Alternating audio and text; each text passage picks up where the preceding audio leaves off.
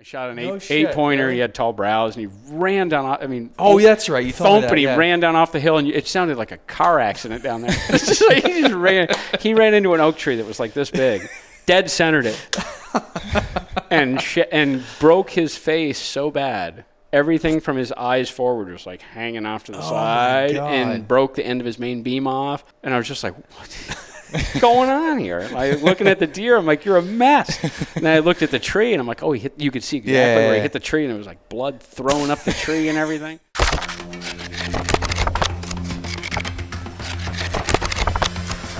Welcome to the Just Hunt podcast.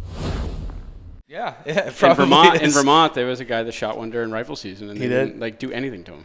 Really? Like barely. Like took his license. I'm like, well, he didn't need the license in the first place. Well, did you hear about in 2019 there was a kid in Orleans County who actually I went to high school with him. I had class with the kid. Hold on a second. We're gonna start the podcast and you can finish your story. Okay. We can cut it in. Whatever. No, we'll go. All right, guys. Yeah. Welcome to another podcast. Is it 6, 5? 5. Pod 5. Right? Yeah, 5. We have Jeremy Ballantine in house. Excited about that one. It's Saturday evening, so we're into the scotch a little bit. Cheers. Snowing outside. It's snowing. Yep. So we're just gonna have a nice evening, talk hunting, and go from there. All right, so finish. Go again on your story about the moose.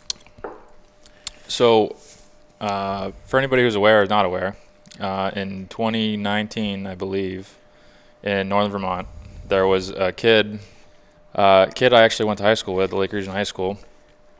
He didn't get arrested, didn't get charged for it for some time afterwards. It was a couple of years later, I think. But he spotlighted a moose in Westmore with his truck, shot it.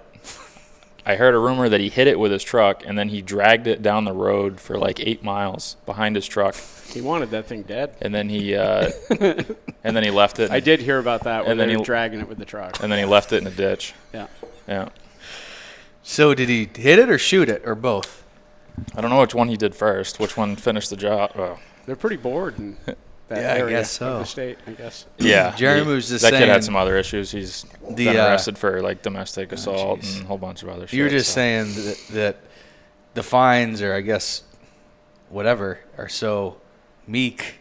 Oh, yeah. You're just better off to go shoot a moose and just pay the fine because it's going to take you 20 years and however, all this money and we're not recommending anybody does that. No, we're just saying that the punishment should be more severe for poaching them because I know that happens in my area in the southern part of Vermont. Well, his punishment was he got like 60 days of community service. He got I think a year of probation and then a fine. Yeah, and lost his license, obviously, which he didn't need in the first place. But the fine was probably like $1,200 or something. Yeah, it wasn't much. It's not a couple even, of grand at most. It's not even what the auction would bring for a moose tag. Right. That's what they should do. Yeah. They should do. You shot a moose. The top auction tag was this is how much that's worth to the state. Yeah. Pay that. And what is that? We looked at it. Yeah. It's $15,000. Yeah. $15,000. That's what should be the fine. That's a good starting point. Yeah. There you go. You want to shoot. Then, that's what they should do. Because that's what it's worth to the state. Absolutely. Someone would pay $15,000 to shoot a moose, and you just took that away from the state. So, that would be a good way of doing it. It's not taken serious enough across the board with deer, everything, No, not at all. So I don't know about this area. I think it may not this area, but this region of the country. But I feel like maybe, and you guys can disagree. Maybe I'm just naive, but I don't know that there's as much poaching as there in other areas. I think maybe because it's so much harder to see those animals. You know what I mean? The poaching is bad around fields. Yeah. Like my area doesn't have a lot of fields, but where there are fields, there's definitely some poaching going on. Yeah, where I grew up, there's a lot of hay fields and stuff like that. So you go out in the morning and there's tire tracks through it, or in the snow or anything like that. Yeah, it's where bad. I feel like the Midwest and out west, like you can see everything. So it's like a lot more. People are a lot more tempted to poach. Because they're like, he's standing right there. Where it's like here, you just don't really see him very much, unless they are in the fields or you're actually out trying to poach, I guess, at night. But I don't know. I mean, at least in New Hampshire, you can legally spotlight. Yeah, you can. So there's some people that can find some deer legally spotlighting, Yeah. But you can't even legally spotlight in Vermont. You can't. So you know what Maine, the laws for Maine are? I don't think you can there. No, I'm not sure though. Yeah, call Steve. He would know. Yeah, he would. Yeah.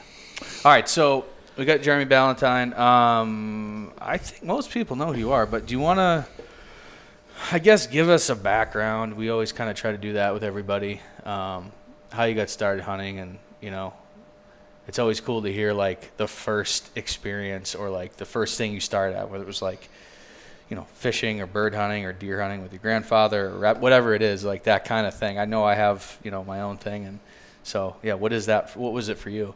Yeah, I mean, I definitely grew up in a hunting family. My father took me hunting a little bit, and I just took it way more serious than anyone else in the family. I knew that's what I wanted to do. Yeah. Like everyone else, it was just like it's deer season during rifle season, and people would go out. But I got an obsession with archery, and then calling moose, and I think I shot my first turkey when I was 6 years old. So did you really? Yeah.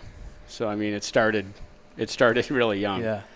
And it never really. And then it turned into trapping and the whole 9 yards. Just I wanted to do everything, and then growing up all through my youth, I was watching like the early Primos videos of them hunting elk out west, and I'm just like, that's my life. That's my dream right there, is to go out and hunt a rutting bull elk with a bow.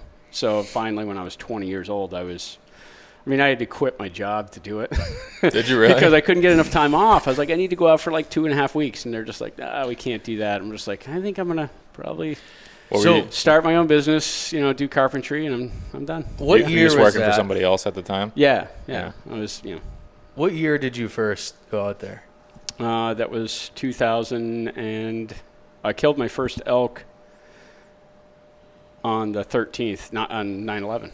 So. Oh, really? Yeah. So, okay.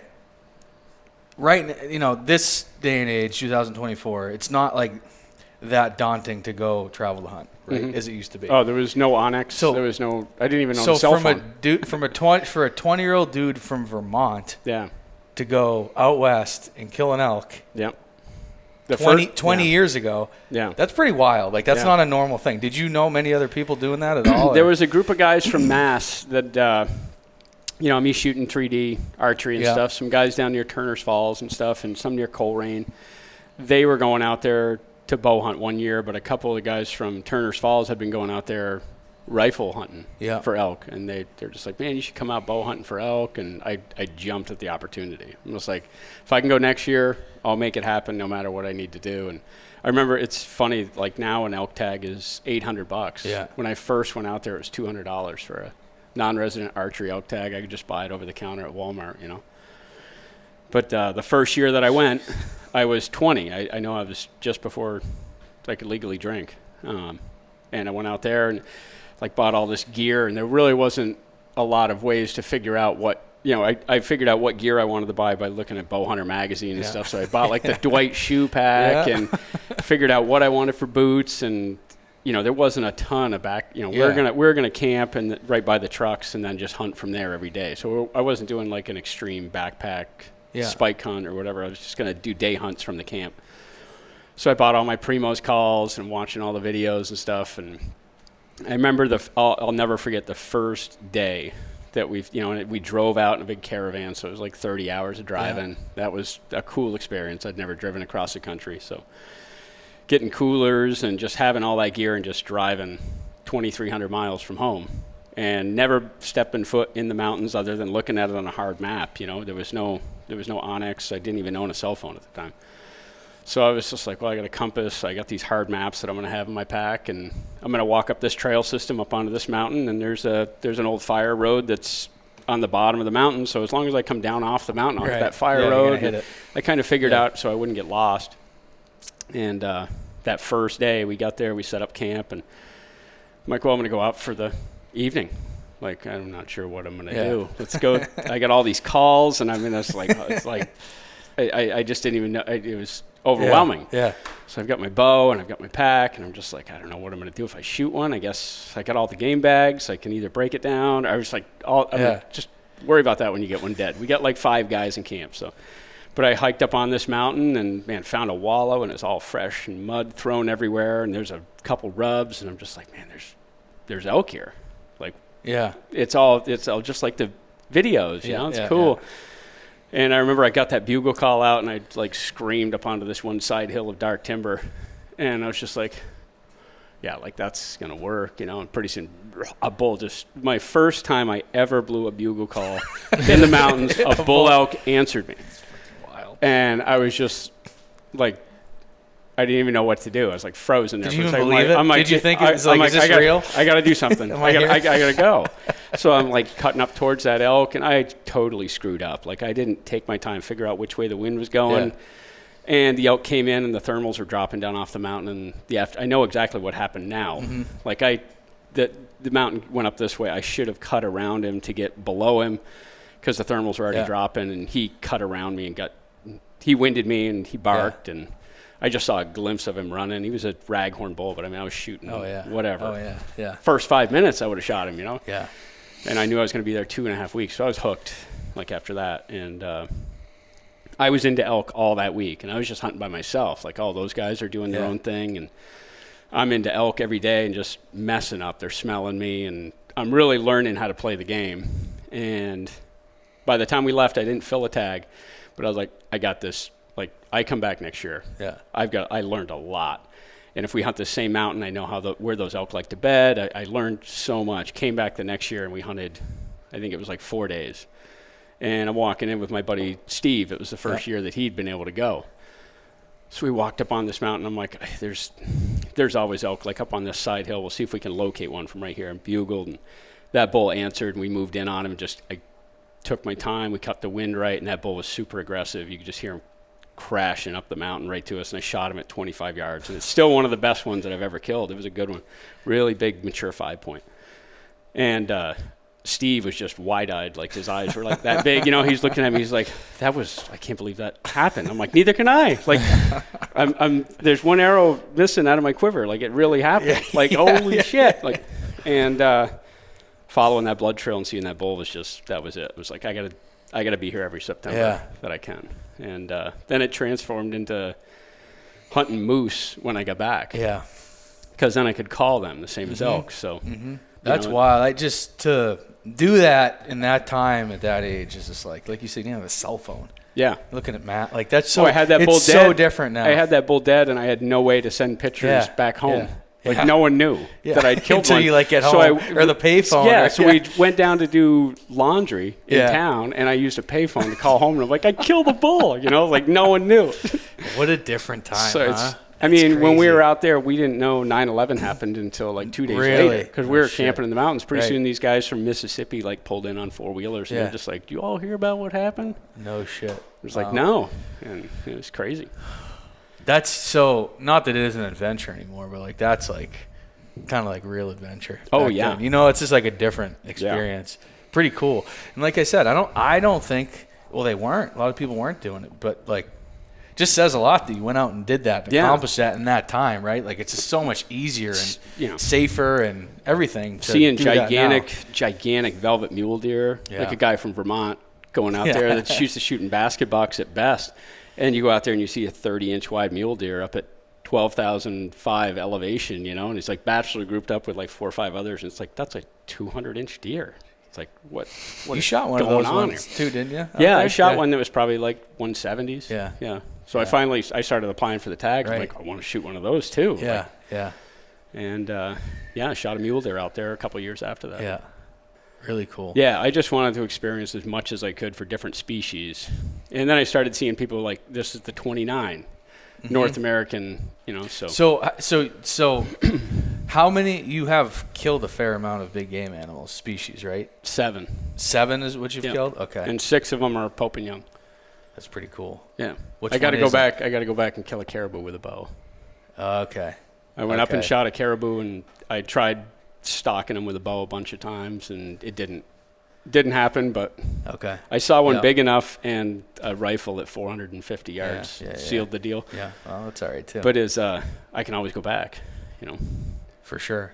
Though all those hunts that are like easy blue collar type hunts that you can do, I can probably get a dozen. I can probably do a dozen of them. Yeah. That's my goal. Yeah, some of them are either it's like, hit the lottery on a tag, or you got to pay a lot of money. Yeah. I mean, when you get in the goats and sheep and if I'd have been born 20 years earlier, then I would have a lot more. And even the other moose. So is the 29, is it the 3 different moose species. Yeah. It's not just one moose. Yeah, you it's get the Yukon, Canada, Canadian. and the Shiras. Okay, Yeah. so, yeah, I guess a Yukon, you could probably do it. Yep. I can relatively. do that. I can do the Yukon yeah. and the Shiras on my own. Yep. The Shiras is tough, though, to draw a tag, right? Tough to draw. Do you have, so would you be relying on just drawing a lottery tag? I've seen them in Colorado, Montana, and Idaho. Yeah. I'd be covered if I could just get the tag. Oh, I've seen them even out there, too, like some really good bulls, particularly in Montana. But, of course, there's like one tag in the whole unit type thing, which it's not much different than a lot of that moose stuff. But, but then you get in, like, bison. That's freaking tough. Yep. The sheep. It's just like, the cheap odds are. Yeah, the sheep odds are crazy, but you can draw them. I mean, I know a guy in. Do you? I know a guy in Colorado that drew the super tag last year. Yeah. And he shot a sheep and a Shiras. But if you want to kill if you want to buy a tag though, it's crazy. Insane. I mean, some of them are like $80,000. Like, I don't even know what the cheapest sheep tag. Probably like a doll in Alaska. It's probably like 25 or 30K maybe. The Alaskan, and that's going to be in the ballpark of 20. Yeah. Okay. Yeah. Which is just. But that's so much. I mean, if I was to do a bucket list, the bucket list hunt that I would have to have a guide for, I really want to go shoot a giant brown bear. Really? That's my thing. Kodiak? I watched that guy on YouTube quite a bit. Billy Moles from Modern Day Mountain Man. Okay. I'd like to go shoot a brown bear with him. That seems like it would be an adventure. It'd be really cool. You ever seen any of his stuff? Haven't, no. It's pretty awesome. He's an outfitter, and he's been doing it since he was like 19. Is he in Alaska? Yeah. Okay. He's up near the Brooks Range. Oh, okay. Brooks Range. That's where I went caribou hunting. Okay. Yeah. I flew into Fairbanks and then drove the Alaskan Highway all the way up to Dead Horse. Yeah. And then we had a guy up there that had a jet boat, and he took 3 of us for $500. Took us 35 miles up the Ivashak and dumped us off, and he's like, good luck. Did he pick you up too? No, we had our own raft. Oh, you just floated down? Yeah. We caribou hunted, shot ptarmigan, caught, I don't know, I must have caught 150 grayling on a fly rod. We caught a couple dolly varden and packed out the caribou. How many put it all on our did you rafts. We shot 2. Two bulls.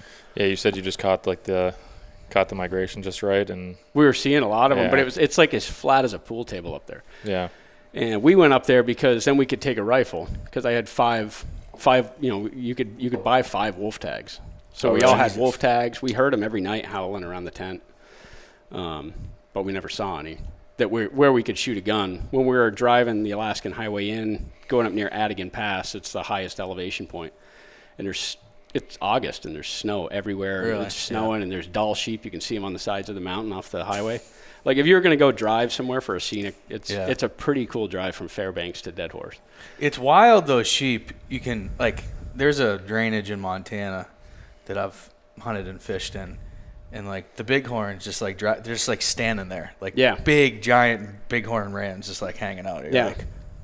I saw one on during the season too. Because there's one tag in the whole unit, same thing, but it's holy smokes. And I there's saw one some way Utah back in the mountains too.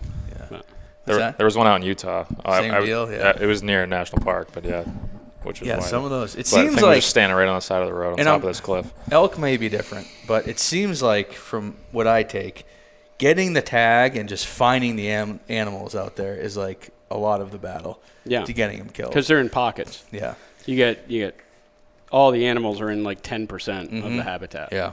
So it's figuring out that spot on the spot, and then the key is when you're hunting elk. I've never seen an animal not take pressure like an elk. Right. You go in there and you bust that group of elk out of there. It's just they're going to go 10 miles that direction. They're gone. Yeah. That whole canyon's busted for 5-6 days until more move in.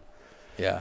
So it's all of a sudden you either got to move spike camp or you got to drive to another drainage entirely and find another group of elk, and they're just super fun because it's fast paced and you're on your feet, packed. It's a chess game and you're making a million different decisions. Yeah.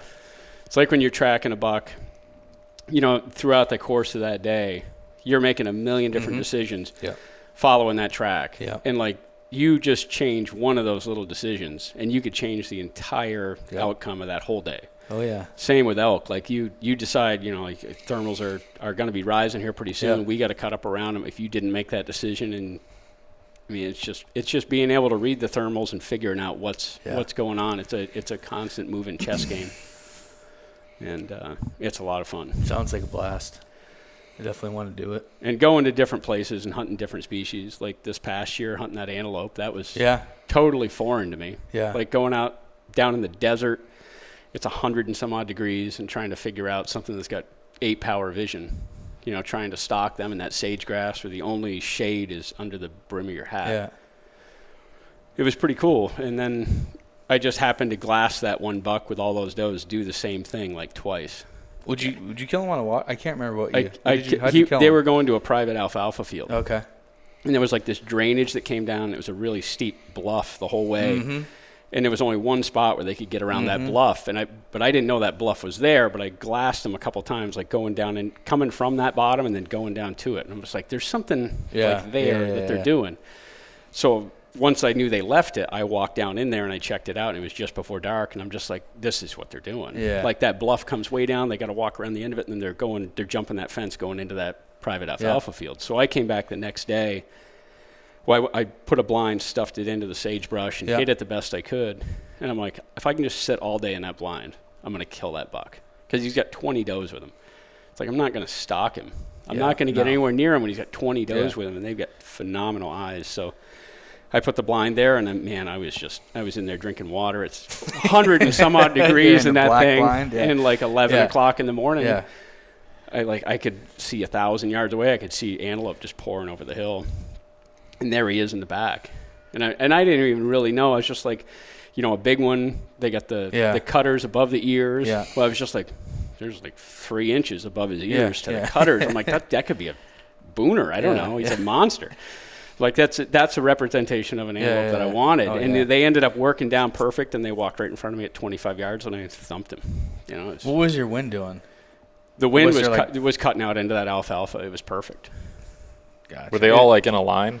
Where was he in the group? Very end. So they all got by. So all of them, I had to let all of them walk by. Inside the blind. Like, not moving. Like, I'm not even going to move. I'm not even going to draw until he's where I can kill him. Yep. Because then when he's where I can kill him, if he stands there and looks at me at least, then I can shoot him still. And that's what happened. I let him walk right into like 20, 25 yards. And I was just like, all right. And it's all does everywhere. It was like going to move. And of course, they can hear you. It's dead still. Yeah. But I was able to pull it off. You know, it was cool.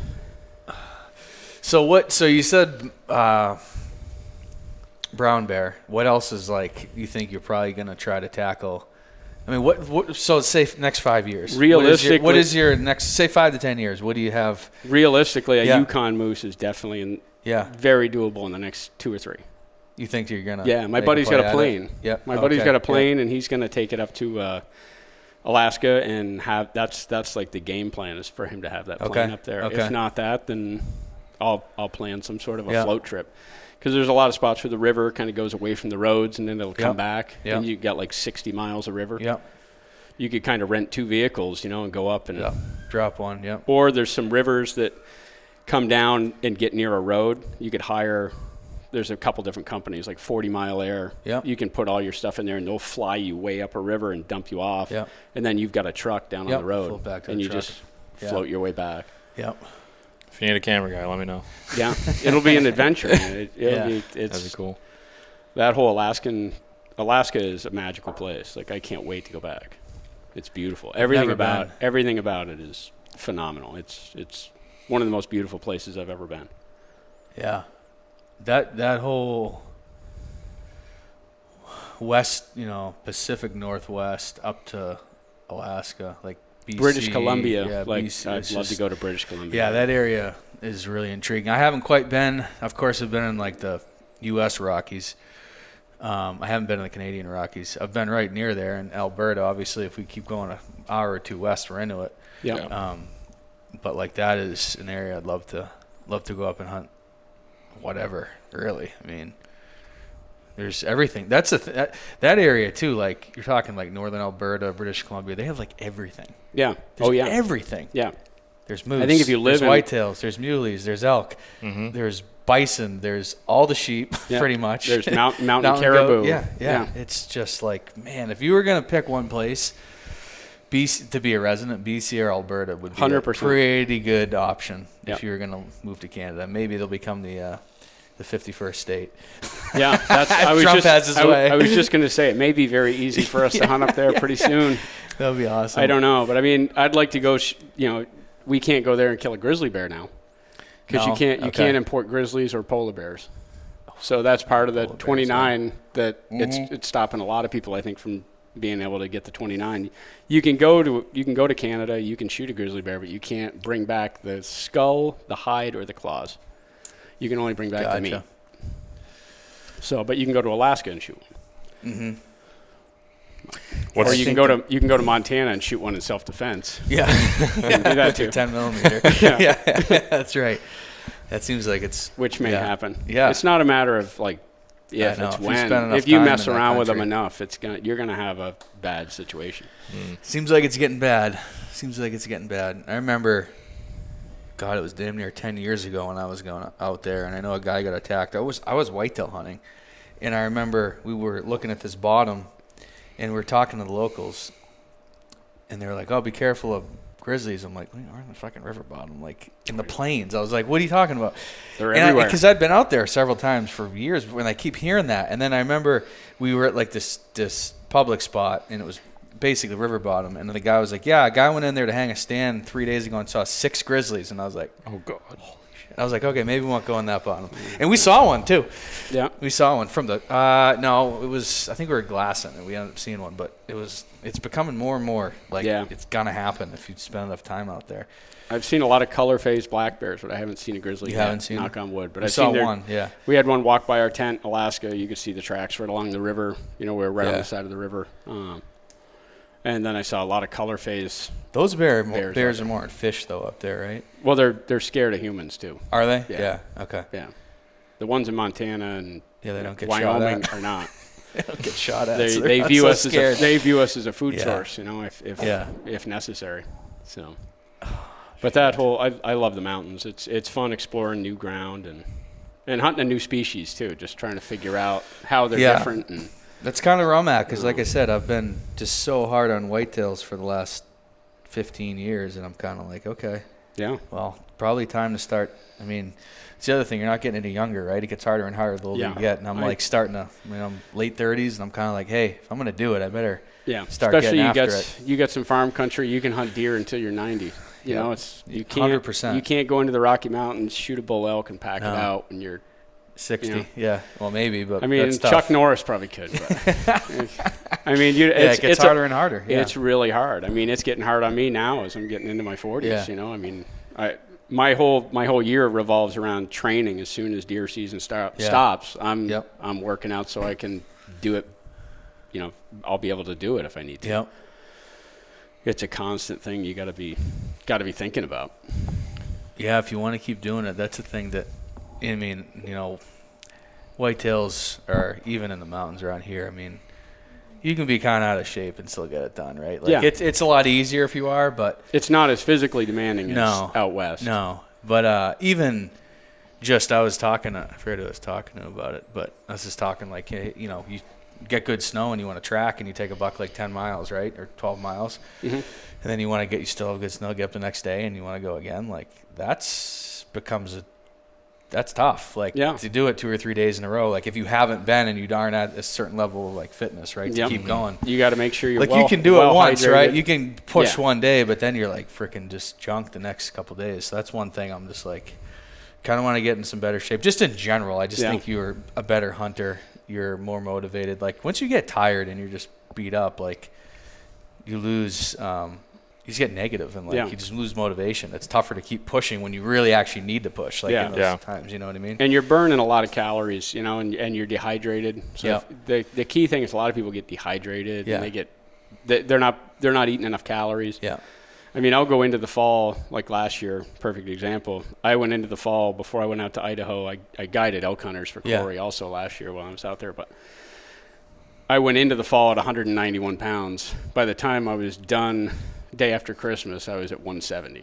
Jeez. So it's like I lose a lot of weight. Jeez. Just because of hiking. That's all I'm doing. I'm hiking from, August until until Christmas every year. Are you still guiding moose hunters in Vermont? Or I didn't this past year. No. I took a little break, but I have done it for over 20 years. Yeah.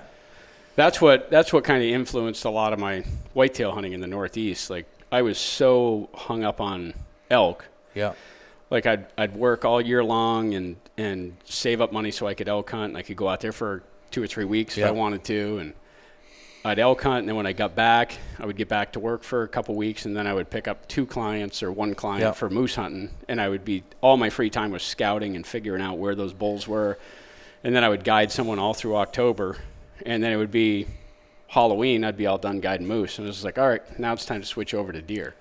And it's like I didn't have any scouting per se on deer, so I was kind of on the fly figuring out where the deer were, and that's why most of my good Vermont bucks were from tracking. Right. Because I knew where they were big bucks, but I was just like, I'll just wait until I get tracking snow to hunt them. And I'd go in there with tracking snow and it's kill not them. a bad way to do it, really. Like, no, if but you think about it, like, it really, the more that I do this, the more I'm like, I've had a lot of luck in September, early season for whitetails. Honestly, so much so that now I'm like, okay, like, I don't need to, I mean, I will, but like, maybe try something else early season, right? Like another animal. Yep. But like, I just feel like sometimes, like, even the scouting you do in the off season and then early season, like, a lot of it just doesn't apply to November. Like, it does. Some of it does. Some of it does. But a lot of it, like, you could almost like just go on some information from last year and not even go in the woods until late October, get in there and like just do a speed tour in the whole area and see what's there, and like be just almost just in the game as if you had never stopped scouting. As long as the food's the same. Yep. Like, that's how I kind of break down some of my mountains that I'm hunting. Is I'll go through one year where the acorns are really spotty. I'll go through, acorns are like the influencer. Yep. Acorns are beech nuts. Yep. Like, some years you'll have no acorns and a lot of beech nuts. Some years you'll have a lot of both. Yep. Some years you'll have spotty oaks. Yep. Some years there'll be nothing. So if you can figure out what those deer are doing in all those years, if you don't have time to scout that mountain, you can at least know, hey, last time when there was no feed, all those deer were near thermal cover. They were down in swamps, near the cuts or whatever. That's how I started to apply it. But my big thing was I was like, I haven't shot a big buck in the Northeast with a bow. So that was my thing.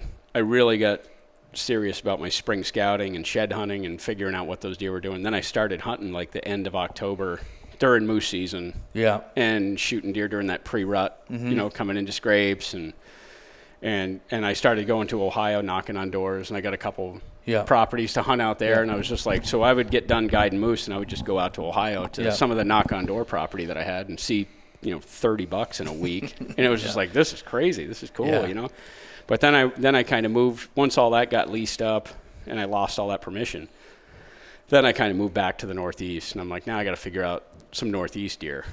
I don't even think Ohio's as good as it was back then either. So probably, that was early 2000s. It was crazy. Insane. It was so good. And I hunt it still a little bit when I can, but it was way better back then. My problem was I just couldn't not shoot.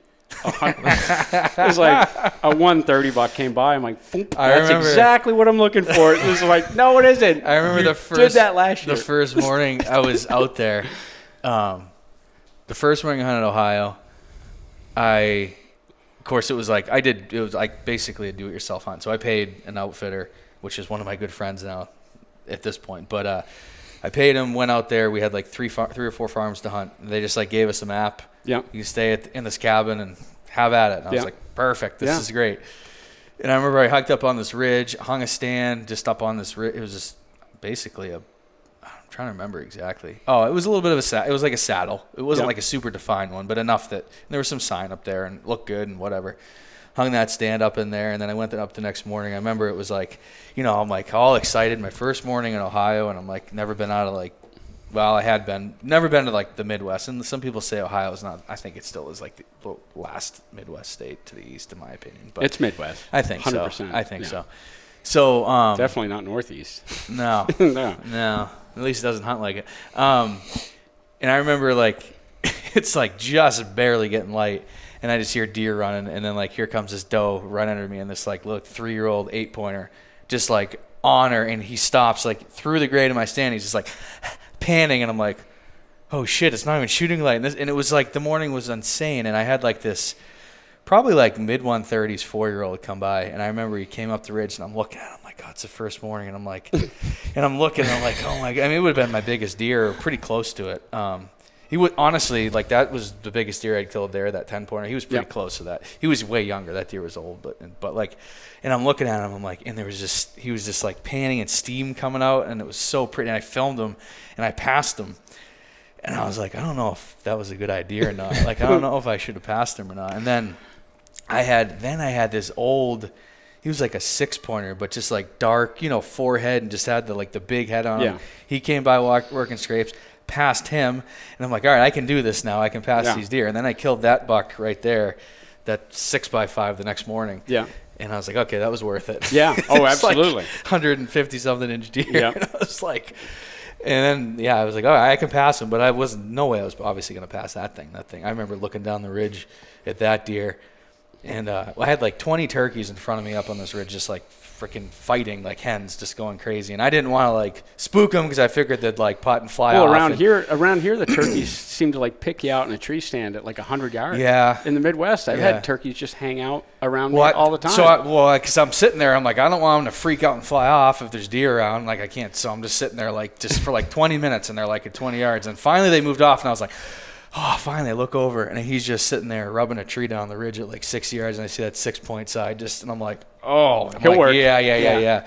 And he just peeled up the ridge and came into 30 yards, and it was like, did that just happen? Holy crap. Yeah. It's like second morning. So that was my start for Ohio, but like back then it was just wild. And you saw like a, I remember you filmed like a deer. I've got a deer. Or something, I've got a deer on video that's over 220 inches. Yeah, I remember that. It was the first day I got there. It was pouring rain, and I just got there, and I got checked into my hotel room, and I was just like, it's perfect. It's pouring rain. I'm going to go around to my farms, and I'm going to hang a couple presets, and then I'll have one stand to hop around if I need to.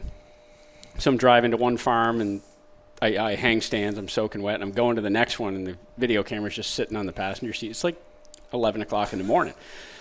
Well, I can see this doe like scoot across the road, and she's just the way she was acting. I'm like, I wonder if a buck's chasing her. And it was a good thing I thought that. I grabbed the camera and I just turned it on as I'm getting up there, and I pull up to where she crossed the road, and I looked in where she came from, and there's a buck standing there. He's got 9 standing tines on one side. He's got 2 drops on one side and a drop on the other side like that. He's got brow tines like a foot tall, and he looks like something that was mounted in Cabela's. You go in that back room, and it's like all those legendary whitetails. He was like 220. He had to, but I remember that footage. And it was like a rib cage on his head. And I mean, insane. I drove all the way back out there that next spring and knocked on every door that I could anywhere around there trying to find those sheds. And I talked to a guy that's a killer that lives out there. No one ever got a picture of that deer. No one ever saw that deer. Did he see the footage? Yeah. No one's ever even heard of that deer getting killed. It's How? whatever. How? And that deer killed another deer. Because there was a piece of property right across the road, and it was for sale.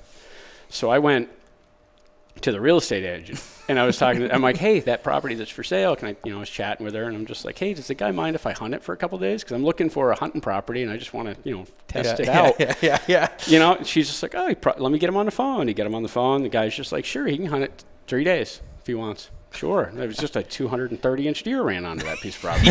I'm like, yeah, cool.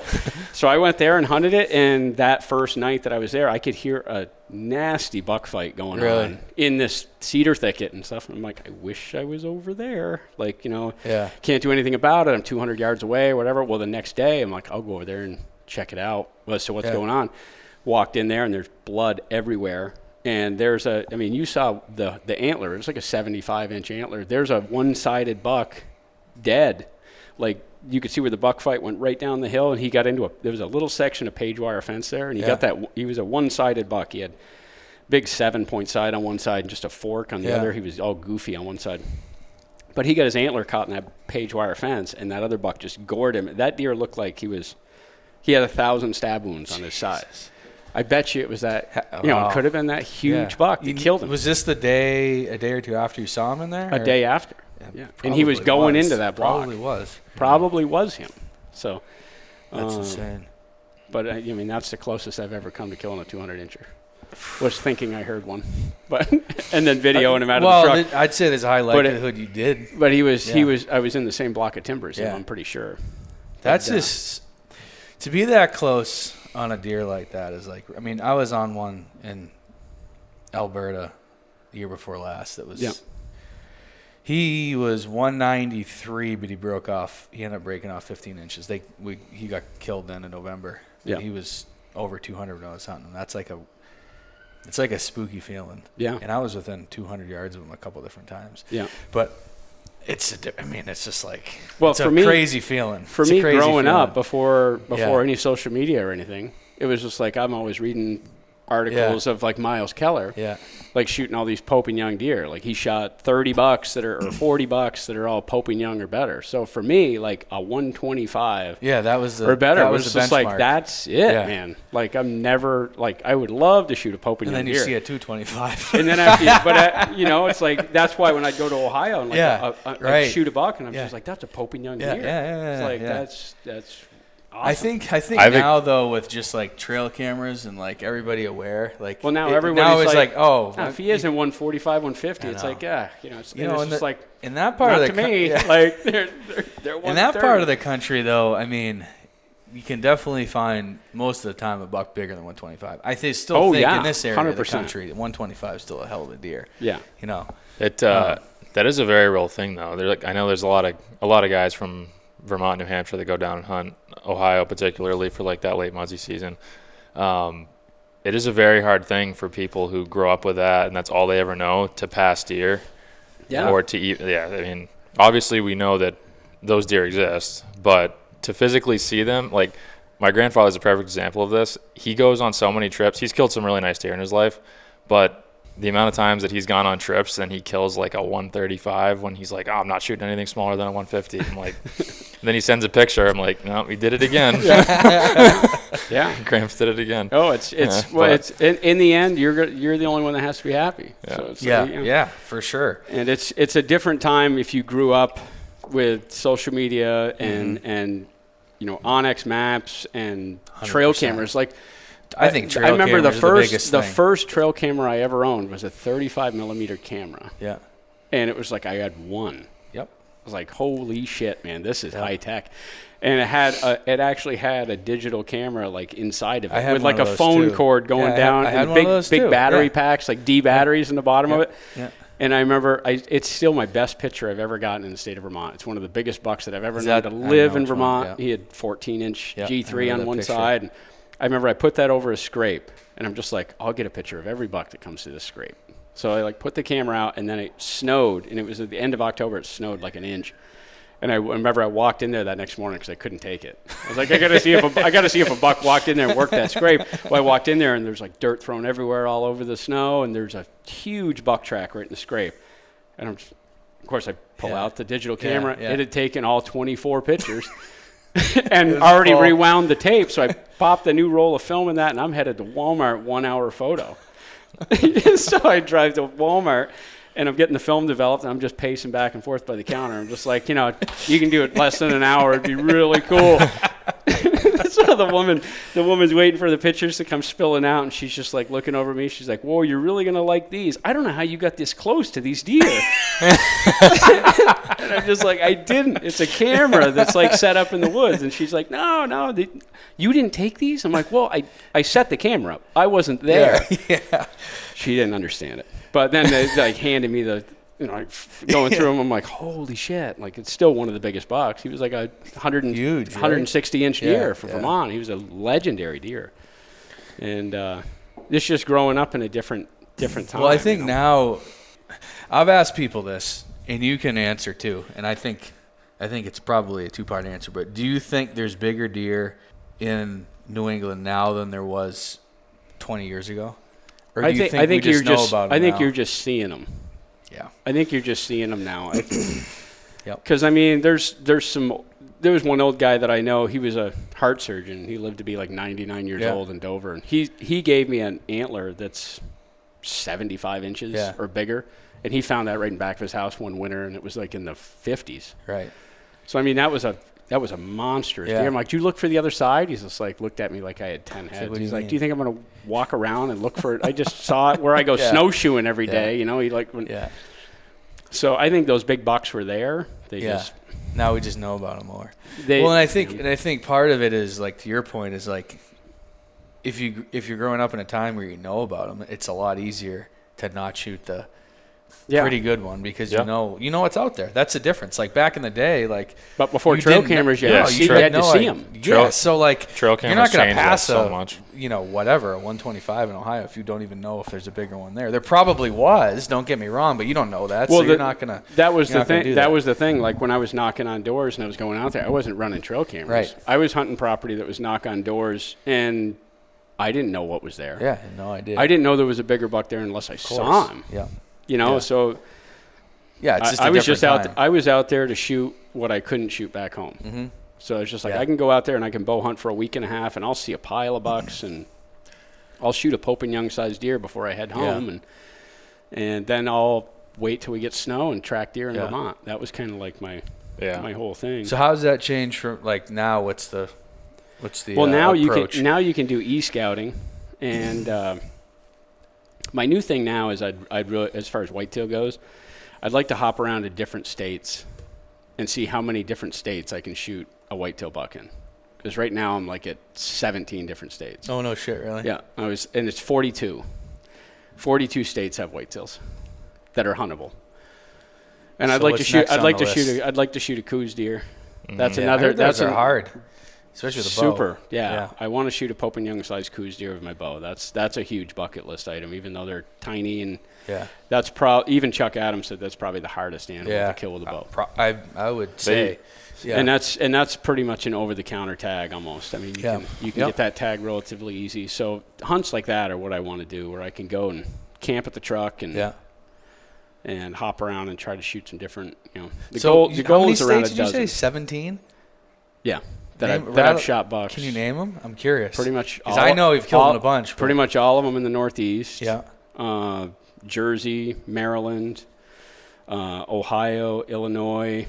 Well, I shot one in Texas. Oh, did you? Shot one in South Dakota. Yep. I've hopped around quite a bit. I didn't know any of that. Yeah. Yeah, I had a I know moose. you killed Iowa. I had a moose client that was from Texas, and he had like 30,000 acres down there or whatever.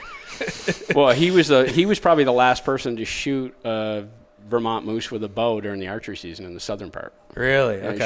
he shot it with a crossbow, but he shot it at like 5 yards coming right up a log road. It was a pretty cool hunt. And he's just like, you should come down to Texas, and you can shoot hogs, you can shoot a javelina, and you can shoot you want to just shoot a management buck? I'm like, well, what's a management buck? He's just like a 5-year-old buck that's got like under 10 points. I'm like, sounds good to me. That's kind of like what I do anyway. Yeah. So bring plenty of arrows. It's hard to with find it. one with that. So it has 10 points. Yeah, so I was just like, when can I come down? He's like, December's awesome. I'm like, just count me in. So I flew down to San Antonio, and I took my recurve, and I went down and I shot a really nice wide 9-point. I shot a doe, and then I stocked javelinas and shot one of them with a recurve. That's freaking cool. And then I shot some hogs at like 300 yards with a Blouser rifle. It was pretty fun. So. And then South Dakota you did too? Yeah. I didn't know that. Yeah, I've gone out there pheasant hunting quite a bit too. Okay. So. Yeah. But I want to go to North Dakota, just hop around all those states that are over the counter. Because Have you I drew my Iowa tag, so I went out. So you killed. I hunted a total of like 35 minutes. Yeah. Everyone knew that was what was going to happen too. Everyone knew. It's like it took me 6 points to draw zone 5. I'm just like, no, 150 or better. I'm shooting the biggest buck of my life. And everyone's like, you're not going to do that. You're not. They're like, you're not going to be able to, dude. You're going to shoot the first 130. I'm like, no, I'm going to be able to hold that. It's taken me 6 years to get this tag. Yeah. Well, I did all this e-scouting and figured out where I wanted to go, where it would be like off, overlooked spots possibly. So I had the zone 5 like checkerboarded with all these waypoints. Like, got to check out all these. I got a rooftop tent for the top of my truck. I'm like, I'm going to be super mobile. I'm going to hunt the whole month of November. Super picky. I'm going to shoot a 150 plus. Yep. I go out there. The first spot I roll into, drive all the way down to this little access, and it's a dry lake bed, and the only vehicles down there are Iowa plates. Yeah. So I'm just like, well, that's good news. Like, and they see me get out, and they're like, Vermont, huh? You're a long ways from home. I'm like, yeah. Like, what made you come here? I'm like, I just been looking at it on a map for like 5 years. Like, I'm going to walk that way, like a mile and a half. I got a couple waypoints I want to check out down there. And I went down there, hung a stand, and I mean, there's sign, and there's deer running everywhere, and there's rubs on trees like that. I'm like, but I don't have any trail cameras out. I don't know what's here. You have no idea. You know, and yeah, I hung a stand, and I was just like, man, that's a killer spot. Like, there's wicked sign. There's a really good finger coming off a private, going down into all this CRP, and then there's another finger right on the other side of the CRP. You could just tell the bucks were traveling through there. If I had just stuck it out there, I probably would have shot something over 150. I don't know. But first morning, got in the stand like 30 minutes before daylight, and you could just hear deer walking around by me, you know, and then it got daylight, and I was just like, I'm going to hit the horns together. I'm in Iowa. And you could look way down into that CRP grass, and it was all frosted and everything. I remember just bashing the horns together, and I could just see a buck just roaring across that CRP at me, and it ran through an opening, and I'm just like, that's a 140. And I'm like, hanging the – and I should have just kept the antlers right in my hands. I put the antlers up, grabbed my bow, and the deer came into the woods and came trotting up, and then he – making a scrape, and he's rubbing a tree, and I snort wheezed at him, and that was like the kiss of death. Here he comes, and I can hear another deer coming. I look to my right, here comes another scrub buck down the bank, and then I can hear something to my left. I'm like looking over my shoulder. I'm like, no, that's another scrub buck. I'm like, that's a nice 10-point chocolate antlers. Like, yeah, man, I don't know. And then he came right up to like the scrape right in front of me, and he's like working that scrape right there, like 15 yards. And I'm like, I'll draw back and just see how the pin looks on. Yeah, it looks pretty good, doesn't it? Yeah, it looked a little too good. Thump. And I was like, oh my God.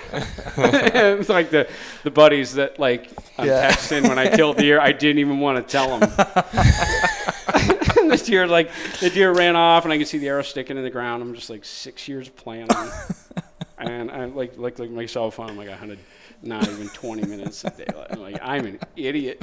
But I had fun. That was that's awesome. A cool hunt, though. So I got down. I like followed the blood trail, and those two scrub bucks like ran with that buck when he took off, and he ran down into that CRP grass. I walked down in there, and I'm like busting out through the CRP grass, and there's like a little basket 8 standing there, like 10 yards, looking at me. I'm like, what are you doing here?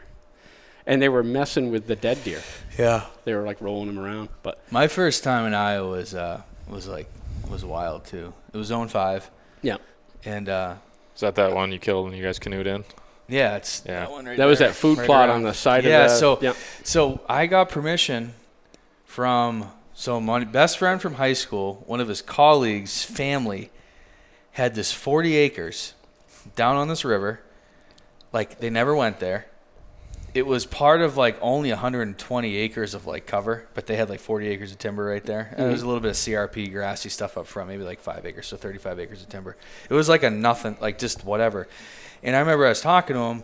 He's like, oh, my family has land in Iowa. I'm like, oh. Really? So I'm like, yeah. And he's telling me about it. And I'm like, okay, it's only 40 acres, whatever. And then he's like, yeah, no, we go to, like, when I go out there for Thanksgiving to see the family, it's like, yeah, there's always giant bucks we see in there. We just walk in, go for a walk on Thanksgiving. And I'm like, oh, okay. So I'm like, so I get permission, and then John was out living in Iowa then. And so I told him, I said, hey, I got permission on this. Like, you want to go to, and it was only sort of 30 minutes from where John was at. Oh, cool. Yeah.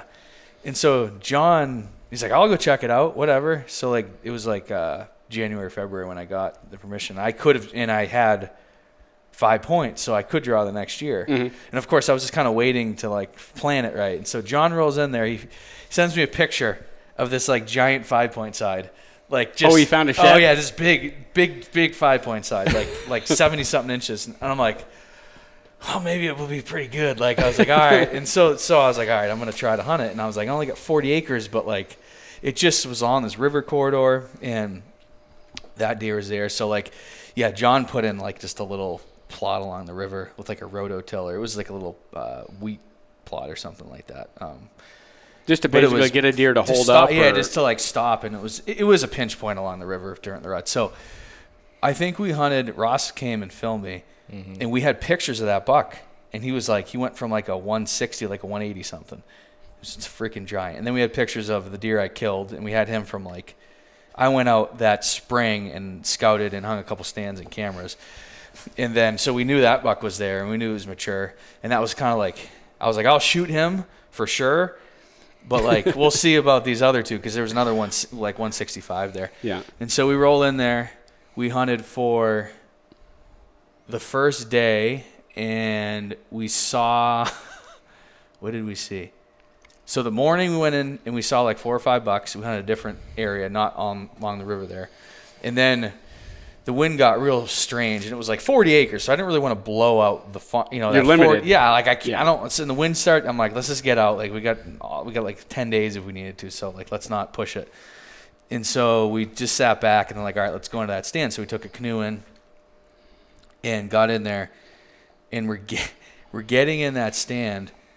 We like got the canoe on the bank of the river, and that buck that John had the shed off, that's just like dude, just a giant, tall, like 185, like just walks across the river. Like Ross is like, and I'm like, we're like, oh my God, he was like 60 yards up, just like, you know, death march and just like zombie across. And we're like, oh my God. So we get in the tree. We're in there for like 20 minutes. I rattle. Here comes that 165.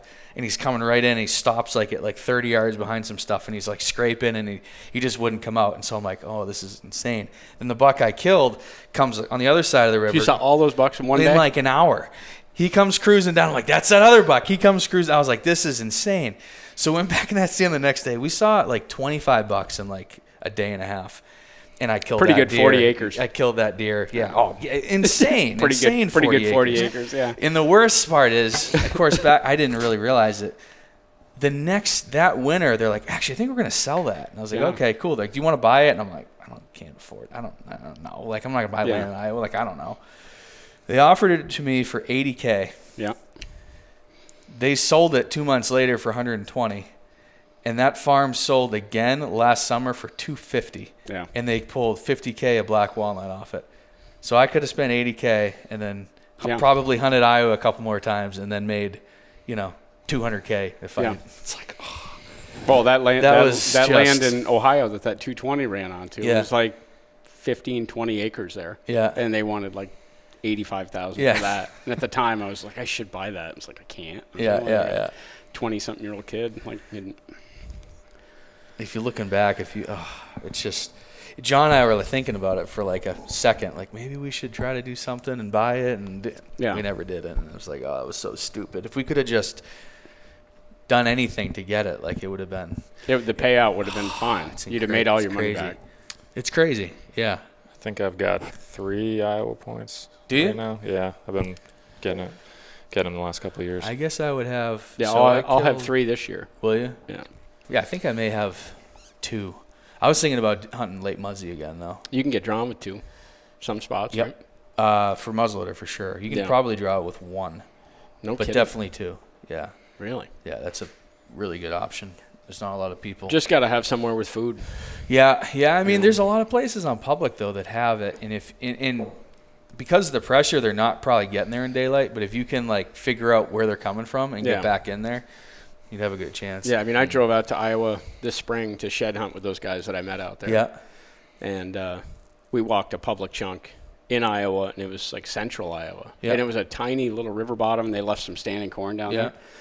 And did the state leave it, or did somebody else? I would assume it was state. Okay, it was on the public. But they've always found sheds down there, and a buddy of mine's wife like got out of work, and she's like, oh, I'll walk that last piece with you guys to shed hunt. And we're like walking this chunk of CRP in between the 2 cornfields, and she's like walking 10 yards to my right, and she's like, oh my God, look at this antler. 75-inch 4-point. A 4-point.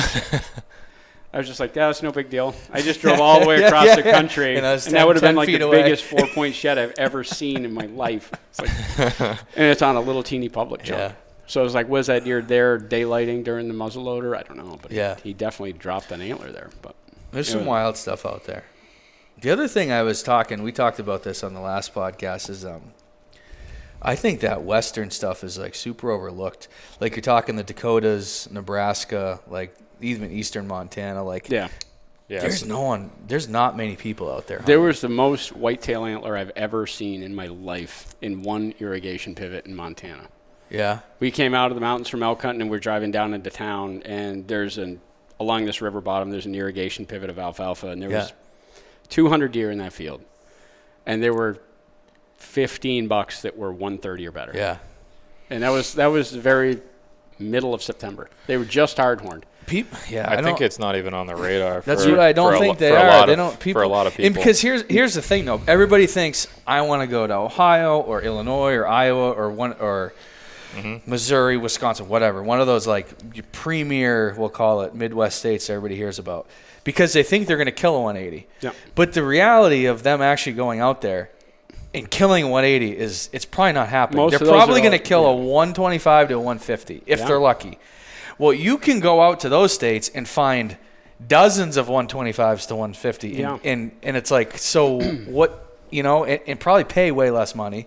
And I think that country's a little bit cool. It's cool out there. Oh, it's that big neat. open stuff. I love it out west. Yeah. Well, it's like people, you want to slowly work your way further and further away, but then you get hung up because there's places that you need multiple years to draw tags, and then you just never make it that far. If I wanted to hunt somewhere, and I've done it, so I'm not like super hard up to like go, out that way, especially for like the rut, I would for sure go to like probably the Dakotas or Nebraska, eastern Colorado or Montana. Like, there's some big deer out there. Not but the reality of killing that is probably not great. But I feel like there's so many more deer in that 125 to 150 range. They're like kind of everywhere. Yeah. And they don't get really hunted that hard in a lot of these places. You can get permission in a lot of places out there as well to hunt whitetails. Those in Montana, we talked to them out there because I was going to drive back out there and get a whitetail tag. Yeah. They will not allow any bow hunting. Those deer have never been bow hunted around that whole farm. They don't want any arrows in the alfalfa. And they're just like, we can't even take a slight chance. So we're never going to allow anyone to bow hunt here. What about a string tracker? I'm just like, I just shoot towards the woods. Yeah. Like, I don't even know what to tell you. I'll shoot on my recurve with flu feathers on it. I don't know what to do. I would have done anything to bow hunt that. I mean, I almost drove back out there just to shed hunt it. Because I'm just like, you'd probably walk in that river bottom and you wouldn't want to fall down. You'd be like impaled. There'd be a whitetail shed just laying all over the place. Like, there's more whitetail antler in that field than I've ever seen in one spot. We've seen. Tell them you take one at like a wooden arrow shaft with one of your. I'll go out there, Tim Wells, and just kill him with a spear. There you go. Would they let you rifle hunt or no? No, their whole family gun hunts. Hunted, okay. But not, it's just like no one is. Those deer have never seen archery pressure. Well, there's a lot of places out there that don't get bow hunted at all. Like when we were in South Dakota and we killed that buck, like it was pretty wild. Yeah, what we were seeing. Yeah, like the quality and I mean, I ran cameras, so I flew out. We got permission. Same weird situation, whatever. And this is not like a managed. This is just they have cattle and they are grain farmers is what they are. That's all they are. And they don't they hunt, but like they shoot shit from, I want to say from the truck, but they, they're not they just shoot. See it, they see it, they shoot it, whatever. Yeah. Like that's just the way, and they don't really care. And I was like, I'm like going to hunt September 1st out there. And so I flew out and I like ran around and put a bunch of cameras out. it was pretty big. They probably had 1,500 acres. I don't know, something like, I can't remember exactly. 1,000 to 2,000 acres. A lot of it's open, right? And a lot of it's ag, but they had some pretty good pockets of like cover. And there was probably like 4 or 5 like good pockets of cover that next to like beans or alfalfa that I thought would be like productive. So I put cameras up. I probably had like $20 over 130 on camera. Yep. And it's like, what the hell? I mean, this is crazy. And then you go and you sit and you glass and, it's open, and you see like just, bucks coming from it. You're like, this is pretty. I'm like, what? And then you go and talk to the rancher and he's like, do you think like I could hunt over this? He's like, I don't know, maybe, probably. No one bow hunts. He's like, oh, I'm like, really? He's like, no, like no. And then he kept saying like, no one really bow hunts. And then finally at the end, he's like, you don't understand. No one bow hunts anywhere around here. That's not a thing. They don't bow hunt. Like no one cares. Like they don't bow hunt. And I'm like, really? He's like, yeah. We didn't see anybody. And it was just like, you contrast that with like a place like Illinois or Iowa or Ohio where it's like everybody's cutting each other's throat to get on like a 20. Yeah. I don't know. I rather just keep driving west and have that experience, Yeah. Like, probably the top end in some of those places is a little better. But like realistically, you're not the chances of you hunting one of those top end deer anywhere as like a non-resident going out for like a week or it's just not like so go out to a cool place and have a really cool hunt. So and down in I'm looking a lot too down in like the mountains down in Virginia. Yeah. That That looks fun. The Appalachian, that looks the awesome. Appalachian string down through there we've turkey hunted into them. South Carolina and all that. That stuff is awesome. I just we've turkey hunted all through there, and I'm like, that'd be really fun. Because you got all that rhododendron, you got mountain laurel, you got good oak crop, you got steep. I love the steep terrain. I love hunting mountains. Yeah. Well, it eliminates. I mean, even though that's like probably for the Northeast, that's probably like the number one thing that's kept me from shooting large antlered deer. Because as much as I want those giant bucks to be way back on a mountain, the biggest bucks are right near houses and highways. Yep. And it's just like that's not where I hunt. Yeah. But if I want to shoot the biggest antler deer in the Northeast, they are near highways. Did we talk about in the last that same thing? We touched on that. I said the same thing. I said I just don't want to hunt where like the biggest deer are. I don't want to I just don't care. The one before, I think. We're talking with Hanson. Yeah. It's like there's something about killing one either on farmland or back in the mountains. Yeah. I don't. But I mean, I would love to have the urban deer are a lot of work. Getting permission, like it's a lot of stress and a lot of like bullshit. Man, it's stressful. I'm not real good at dealing with a lot of people in that type of thing. You know, it's like no, that's what I'm saying. I don't want anything to do with it. So that's why I like a mountain. Like I can hike way up on that mountain, and you don't even hear. Nope. You may hear a train in the distance or something like that, or a plane fly over. You may run into one or two guys all season up there, you know, and he's probably up there with a rifle that's taking a walk on a Saturday, you know, and he's probably not coming back till next year. So whatever, who cares? Like, good for him, you know. You know, it all comes back to like,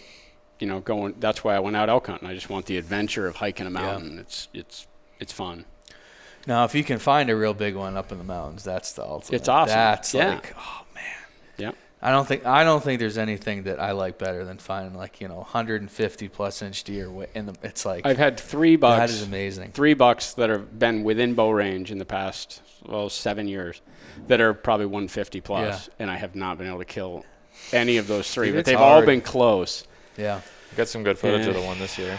Man, and this year was one of them. Like I was like a 160 and had him at 30 yards for I don't know how long, and like couldn't get an arrow to him. It's just they live where it's thick, and they just luck. If one of them's gonna luck out, it's him. But I mean, I've killed a ton of bucks that are older age class. It's just a lot of times they don't have the antlers. Not in the mountains. It's tough for them. They're the exception. That's the thing. You know, you gotta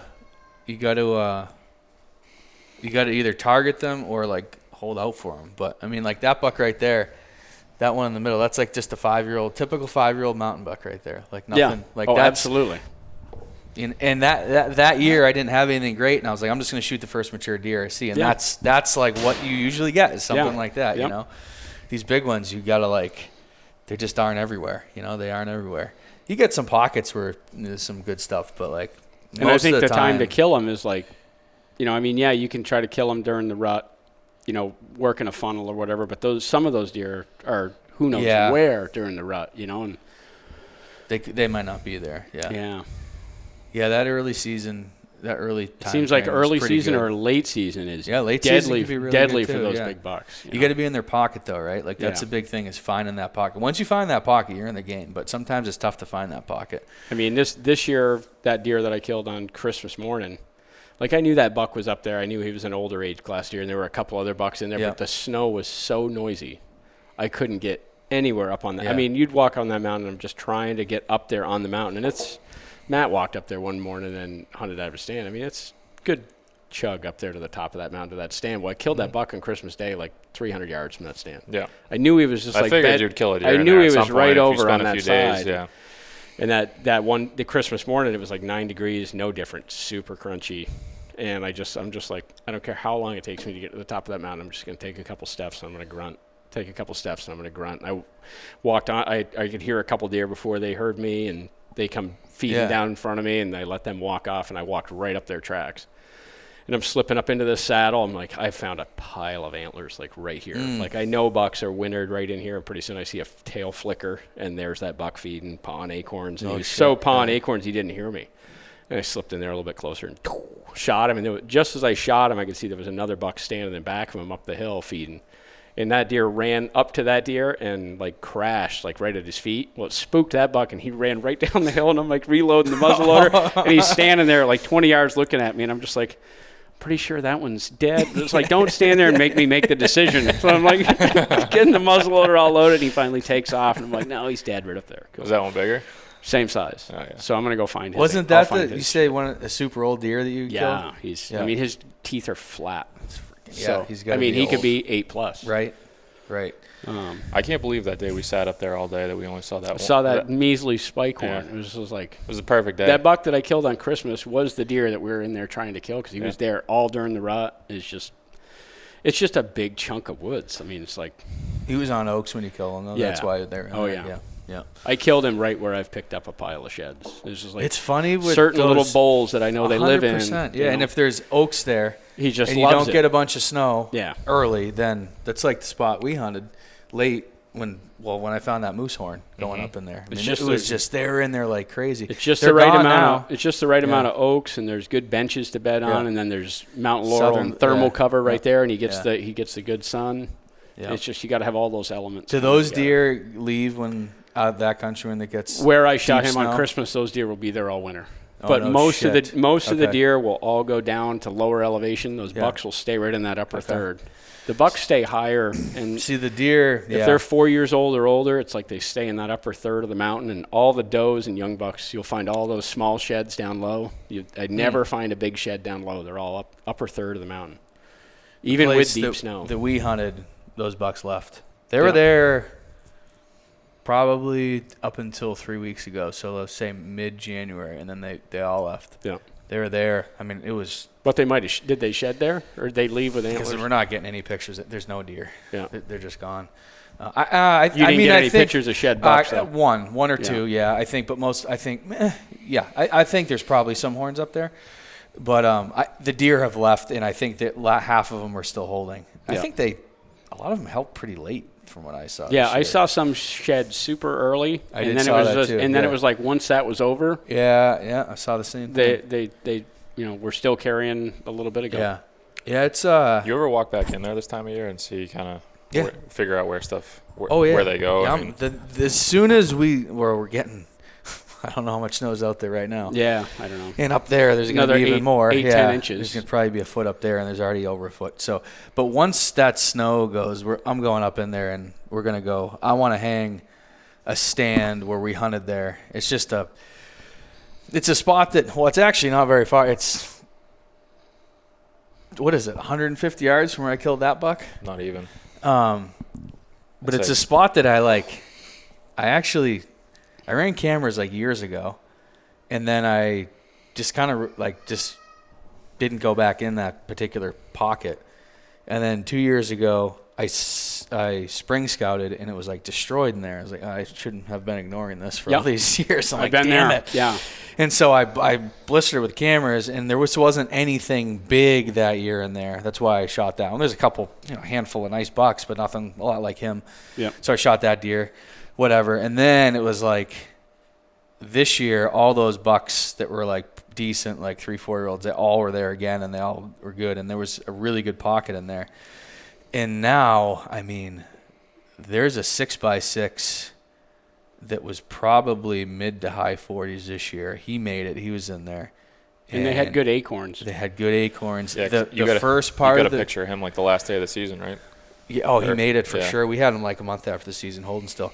And then was a 4-year-old 5x5. He got all busted up, but he was pushing probably 142. And I had him the year before as well, and he was like 125-inch 8. So went from a 125-inch 8 to like 140-inch 10 as a 4-year-old. And so I'm hoping he 4 to 5 he should make. He could be 150-inch 10 next year. So you got and then there's a couple older deer that are just smaller act, but like there could be 2 150s in there this year. So Matt and I hunted. I basically found this scrape when I killed that deer. Oh, there was a giant in there too that I saw right before I killed him, but I didn't know what deer it was, and I caught a flash, and I'm like, that looked like a big deer, but I didn't know what it was, and whatever. I shot him. And then that deer, that night, that big one shows up on the scrape I killed him on. And I'm like, oh, that's the deer. I'm like, oh, my God. Of course, I've been waiting all year for a deer like that. And he was there for 2 days, and I scouted like crazy in the off season. Never saw him again. Don't know where he went. No pictures of him this year, whatever. But that big one went to this scrape. I didn't know where he was going, but like these bucks kept coming, and I was hunting on this point, and they were just like cutting across the top of the point. And I'm like, what's going on over there? So after I killed the buck that winter, I went in there, and there's this 2 mega scrapes over there. And I'm like, okay, so they're like shortchanging me and not going out on the point, just like coming along the point and then cutting up over. So I ran cameras on that scrape this year, and it was definitely the hotter scrape between the one I was on. So we went up in there because they were in there late because there was oaks. Didn't see any, but like, I mean, there was days where like, I think we were talking about how, midday, late morning on those cold days, it was the same thing. The colder it is. Yeah. Yep. So we were up in there just kind of waiting. But, some of those late season days in like mid-December when it was cold, there'd be like $5 up on that scrape just hanging around, pouring for acorns, like sparring, working the scrape. Like they'd be there for like hours, like right there. In broad daylight. Oh, yeah. I mean, there was a good amount of snow. It was crunchy. It was old snow, but that scrape was worked right down to the dirt. And close to it was close to a foot probably of snow that we were walking. And that was like it must have been the 10th. It was the last week of the season for sure. I know it was one of the last few days. Was it the last day? Might have been the last day or the last 2 days. So anyways, I guess the point is like that's a spot that's good the whole year, and I want to go in there now, and I want to break it down even more. And we actually did when we were done hunting that day. I was like, we need to and even late October was on fire in there, like hitting scrapes daily. It was just like the hottest spot. I had 2 spots really that were pretty hot, and that was one of them. But I want to go in there, and the beautiful thing about that spot is you can blow a west wind, and it drops off real steep down below. And you can just blow west wind off that mountain, southwest, northwest, whatever. Come up from the bottom, up the steep section, get up in there, and you're just like, oh, it's beautiful. Yeah.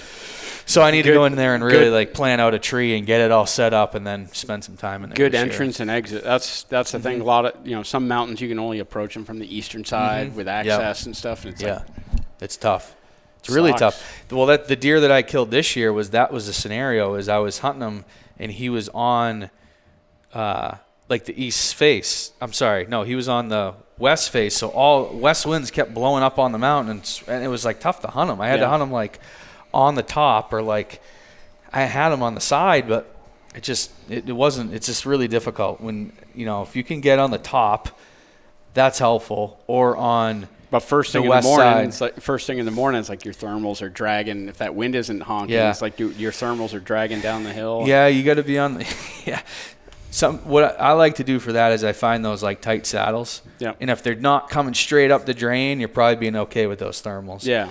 But it's sometimes tough. They're just contouring around, going through that. And you're going to be okay on that if they're dropping. They still may be coming up from below you, but they're just kind of off the side, kind of wrapping up in. Yeah. And you'll be all right. But yeah, so that'll be good. I hope that those deer. I mean, that's the other thing. Like, who knows what's going to happen for acorns, and like. Those deer could not even show up. I've had that happen more than it used to. I feel like the food will dictate. Yep.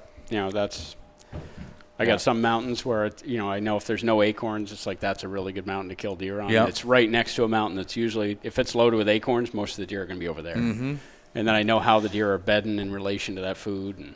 And the good thing about some of those mountains, it's like that when they're hunting late season in their muzzleloader season in December, it's like if I go in there and I find some sheds, a lot of times where you find those sheds, you can kill those deer late December, like where you're finding those sheds. Because a lot of those bucks are shedding, January. They're right there during that muzzleloader season. So that really helps me. Having the experience year after year in a particular area is so big. Like, a lot of guys like to just go, and I do it too. Takes you 3 or 4 years to really learn one. I'm telling you, like, your odds skyrocket after you've been in that area for a few years and you can figure stuff out. Like, don't get me wrong, you can go out and figure stuff up like first year and kill a deer, but like, it's those minute details. I think so. I mean, I spend, because I used to every off, and I don't have the time I used to, but like 10 years ago, my goal was like, okay, I got like 3 solid areas, right, that I want to hunt. And then, like, every winter I'm going to scout 5 new ones and then add another one to the arsenal, for the next year, and keep doing that every year, and then, like, drop some off. But what I kept finding was I'd find new areas, and, like, they're all right, but, like, there's just kept being these same pockets that would hunt the best and have the best genetics every year. And then I was just like, searching and searching. I don't find anything even close. I'm like, and I'm talking like sometimes it's like 3-4 miles away on a different mountain range. Yeah. It's like that deer could walk up in there, but I'm not finding the genetics I want to see. And then it's just like, and so I just like end up saying, well, why am I like leaving just hunt the deer that I know, and like I know there's big ones in there. I mean, if you got like 3 or 4 killer spots where you know them really good, there's going to be a good shooter in one of them. Yep, 100%. A buck that you really want. Yeah, that's what I've been lately. I mean, obviously out of state's a little bit different, but like in New Hampshire, I've been focusing on the last like 2 or 3 years, like the same, really like 3 spots, 3 different areas, like mountains. Especially if those 3 and 4-year-old bucks aren't getting killed. Yeah, and a lot of them aren't. I mean, some do, but I mean, it's just, like in the mountains, it's tough for them to get. I mean, some are going to get killed, but like most are going to make it, I feel like. Oh, yeah.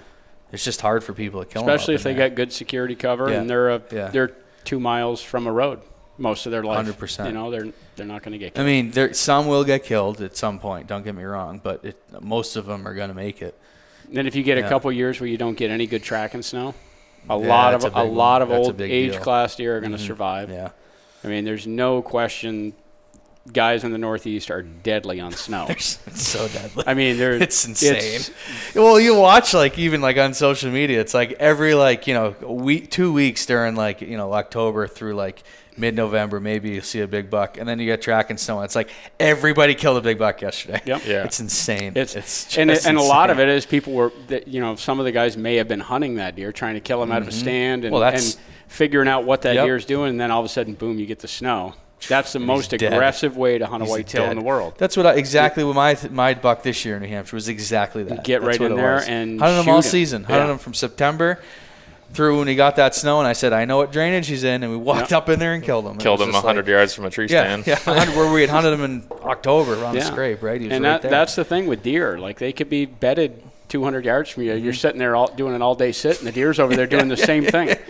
It's like, but if you had snow on the ground, it's like his track's right there. Like, walk right over there and shoot him. Yeah. Like, it's really awesome. I mean, my first big Vermont buck that really got me excited about pursuing that older age class deer was a deer that I tried to kill for like 3 years, and we never got snow during that gun season at all, during the rifle or the muzzleloader. And then finally that 1 year, that was when I really was, I mean, I don't know how many days I sat on stand trying to kill him. And then we got that snow the last day of muzzleloader season. I'm just like, I know everything about this deer. And I went, I got on his track at daylight, and I had him dead by 8:30.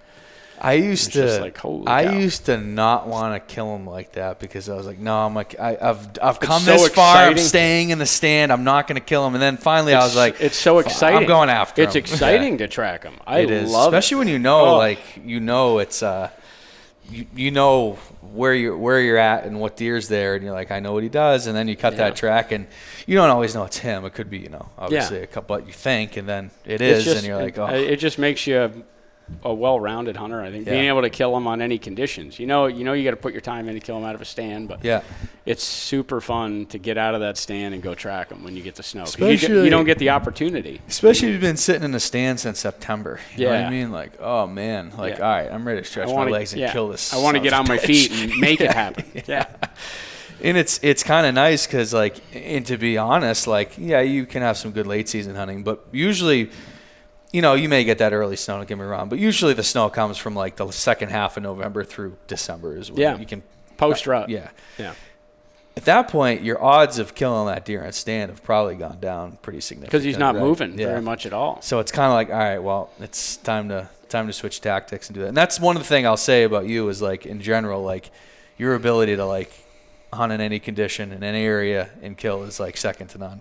That's one of the things over the years I've always admired about you watching, you hunt, is like, you're going to do it any way you can, and you're going to get it done and figure it out. Like, that's a lot of people can't do that. They just get so boxed in on stuff. There's some people that don't even hunt unless there's snow on the ground. Right. They're just like, I'd rather go look for moose antlers or something. It's like, just like the deer is still there. You just got to figure it out. Like, it only takes a second for it to come together. But that was the problem with, like, late season, those deer aren't moving very far. So when we had that noisy snow this year, I'm just like, my usual game plan, if the snow was quiet, I would walk in there and get I would be with it. It was like a stand, but I would be within 200 yards of that deer. Yep. A lot of times coming to a food source or whatever, and you just couldn't get that close to them with this noisy condition. So it was like it took me 2.5 hours to get up on the mountain that morning, but I just walked like a deer was feeding on acorns. Like take a couple steps, stand there for 5 minutes, and it was like 9 degrees. So it was hard to figure out. It was hard to figure out what the hell do you wear. Like I've got to walk way up on that mountain, but I can't. I've almost got to dress like I'm going to be sitting in a stand because I'm walking so damn slow. But yet I'm gaining elevation the entire time. And if you sweat, then you're going to freeze. Then you can't stand there for 20 minutes if you need to. What do you usually? So that's obviously a lot of times I carry everything in my pack. So what do you wear in? Like say it's mid-November or something like that, and you're going up in the morning. If I'm going to sit in a stand, I'll walk in with just a thin pair of like Kuiu pants on and a shirt, and I'll have everything. Short sleeve, long sleeve, like what is I'll probably go with a long sleeve. Okay. Like a lightweight or like a heavy? Just something synthetic. Because when I get up there to elevation, I'm taking that off, and I'm taking my socks off, and I put that in a bag and stuff it on the side of the trail. I'll tell you what, instead of layering, I carry a puffy pants and a puffy jacket and bibs and a jacket. I don't do the thin base layer when I'm hiking up onto a mountain like that. I've been doing, just one big heavy layer. And two things have changed, and it's actually worked. And this isn't always, I can't always do this, but I wear a super light base layer, like a lightweight merino on my bottoms, and I'll wear a short sleeve, like dry fit, like synthetic, and I'll take my time, like leave early, and sometimes I don't even sweat. I've got to the point if you can pace it right. That's what I'm saying. Like if you wear that and it's cold, don't get me wrong, but you just go until you're not cold, and then when you start to unlock to stop and wait, get a little cold again, keep going. Like I've got that dialed in because, or sometimes you're just gonna sweat. How much time it takes you to get there. Well, that's the problem. Sometimes I'm getting there at like shooting light, which is what it is. And you have during to try the rut, to figure that doesn't bother me a bit, though. No, it doesn't bother me. Right. I mean, most of those deer I see during the rut are like 8 to 9. 9:30 to 1. That's like midday. Yeah, for sure. But that's a big thing, is trying to figure out what to pack and what to wear in and all that stuff. And it's different for everybody. Like some people, like my feet don't sweat. Some people can, and they don't get cold either. So I can wear heavy socks, my heavy boots, hike up. They don't sweat, and then I think maybe that's why my feet don't get cold, is because I don't sweat going up in. 100%. Yeah. I wear just one thin pair of merino socks, and I'll wear like my crispy Wild Rocks or something. They're an insulated. Yeah, I have the same ones. Yeah. And I'll walk up with those, but when I get to elevation, I'll take those socks off, take my top shirt off, put it in a Ziploc, and throw it where I can pick it up when I'm leaving. I'll do that too if it's like I'll put on new socks, and then I feel like $1,000,000. Yeah, you do. Or if like I'm going all day and I gotta like hang, so I got a bunch of gear and I know I'm gonna sweat, I'll do that for sure. Like take it off. Yeah. I usually sit there in the dark and I'll just take my shirt off and be like literally in my underwear for like 5 minutes. And be like, it's just steaming, right? You're like, just relax. A couple years before that gun season, that's what I did. It was just like a tiny skiff of snow up high elevation, and there was nothing down low. So I was just like, I just got to get up there to high elevation, and then I'll put on all my wool. So I walked up there in just a T-shirt and thin pair of pants, and I had everything in my pack. So I get up there, the same thing. I'm like standing there, and I'm just like stripped down. I'm just standing there in my boxers, and they're just like, hopefully there's no trail cameras. It's just like to get a picture of a guy, 40 minutes before daylight. I'm standing there. Yeah, sometimes I'm like, whatever. And you sit there. You put on all that dry stuff, though, and then you're just like, you're good. I'm at the top of the mountain now. Everything's, And if you can get up there nice and early, it feels so good. If you get up there in time and you're just like, okay, it's perfect. Nice. So you got to do that to survive. It's a matter of survival, just trying to and that's like withstand the elements. You're talking about some of the the Kuiu stuff and some of the I'll say nicer, more technical clothing. Makes a big difference because it's lightweight and you can pack it, and then when you get up in there, you're good. The ones that Ross and I use, and they're not super light, but they're not bad. They're, for what they are, is the Sitka Incinerator bibs. Yep. They're like a puffy bib with like they're not like silent, but they're quiet enough. Yep. The outside, and they're so warm. And, they come up to here. So, like, that's your main insulating layer, right? You can go with, like, just maybe a lighter jacket or a vest and be fine because you have all that, and it keeps your core warm. Yeah. And that thing packs up to, like a sleeping bag. You know what I mean? Like, they're awesome. So, good luck trying to walk more than 40 yards in them, though. Oh, like, you can't do it. Like, I shoot a deer in them, and I'm just like off with the legs, even to go recover the damn thing. I'm like, yeah.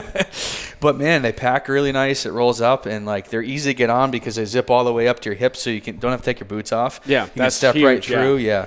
And that's really nice. And so that's the main one I've been really, that's like the key thing, to have that warmth, but have it be lightweight and easy to get on and off, like when you get up in there. And then you have all that gear, and you got everything planned out, like how you're going to hunt like that to sit in a stand. And then you're getting 6 inches of tracking snow the next day. Totally all different. That goes totally out the window. Different deal. I dress so I'm freezing when I get out of the truck. I don't have anything else with me. I'm super light. I'm walking all day long. Yeah.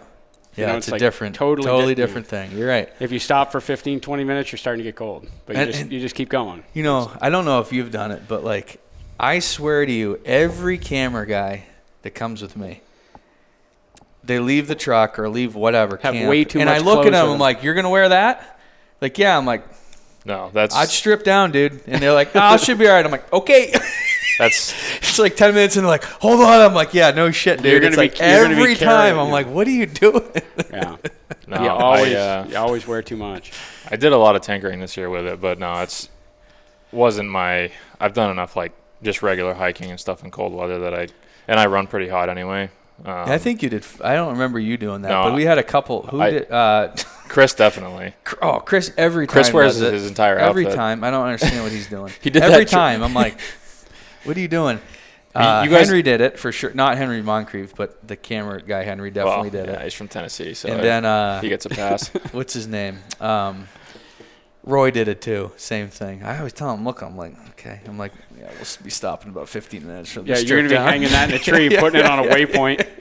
I'll come back and get that whenever. It's like, what are you doing, man? No, what we ended up doing, I mean, everybody's different, obviously, but I ended up just strapping everything I possibly could. I mean, I don't have the nicest clothes in the world, so it's kind of hard to strap it all to a pack, but I kind of found what worked, and I'd rather carry a pack that's 30 pounds, which I was going to have to do anyway. But, yeah, you got a lot of gear. But I'd rather just have a super, super thin layer, and then my feet sweat pretty bad, so I got to change socks. That's a non-negotiable for me. I'll say the other thing. I don't know if you mess with this at all. I'll show you actually it's really simple, what I would have been doing lately, and I've been testing out.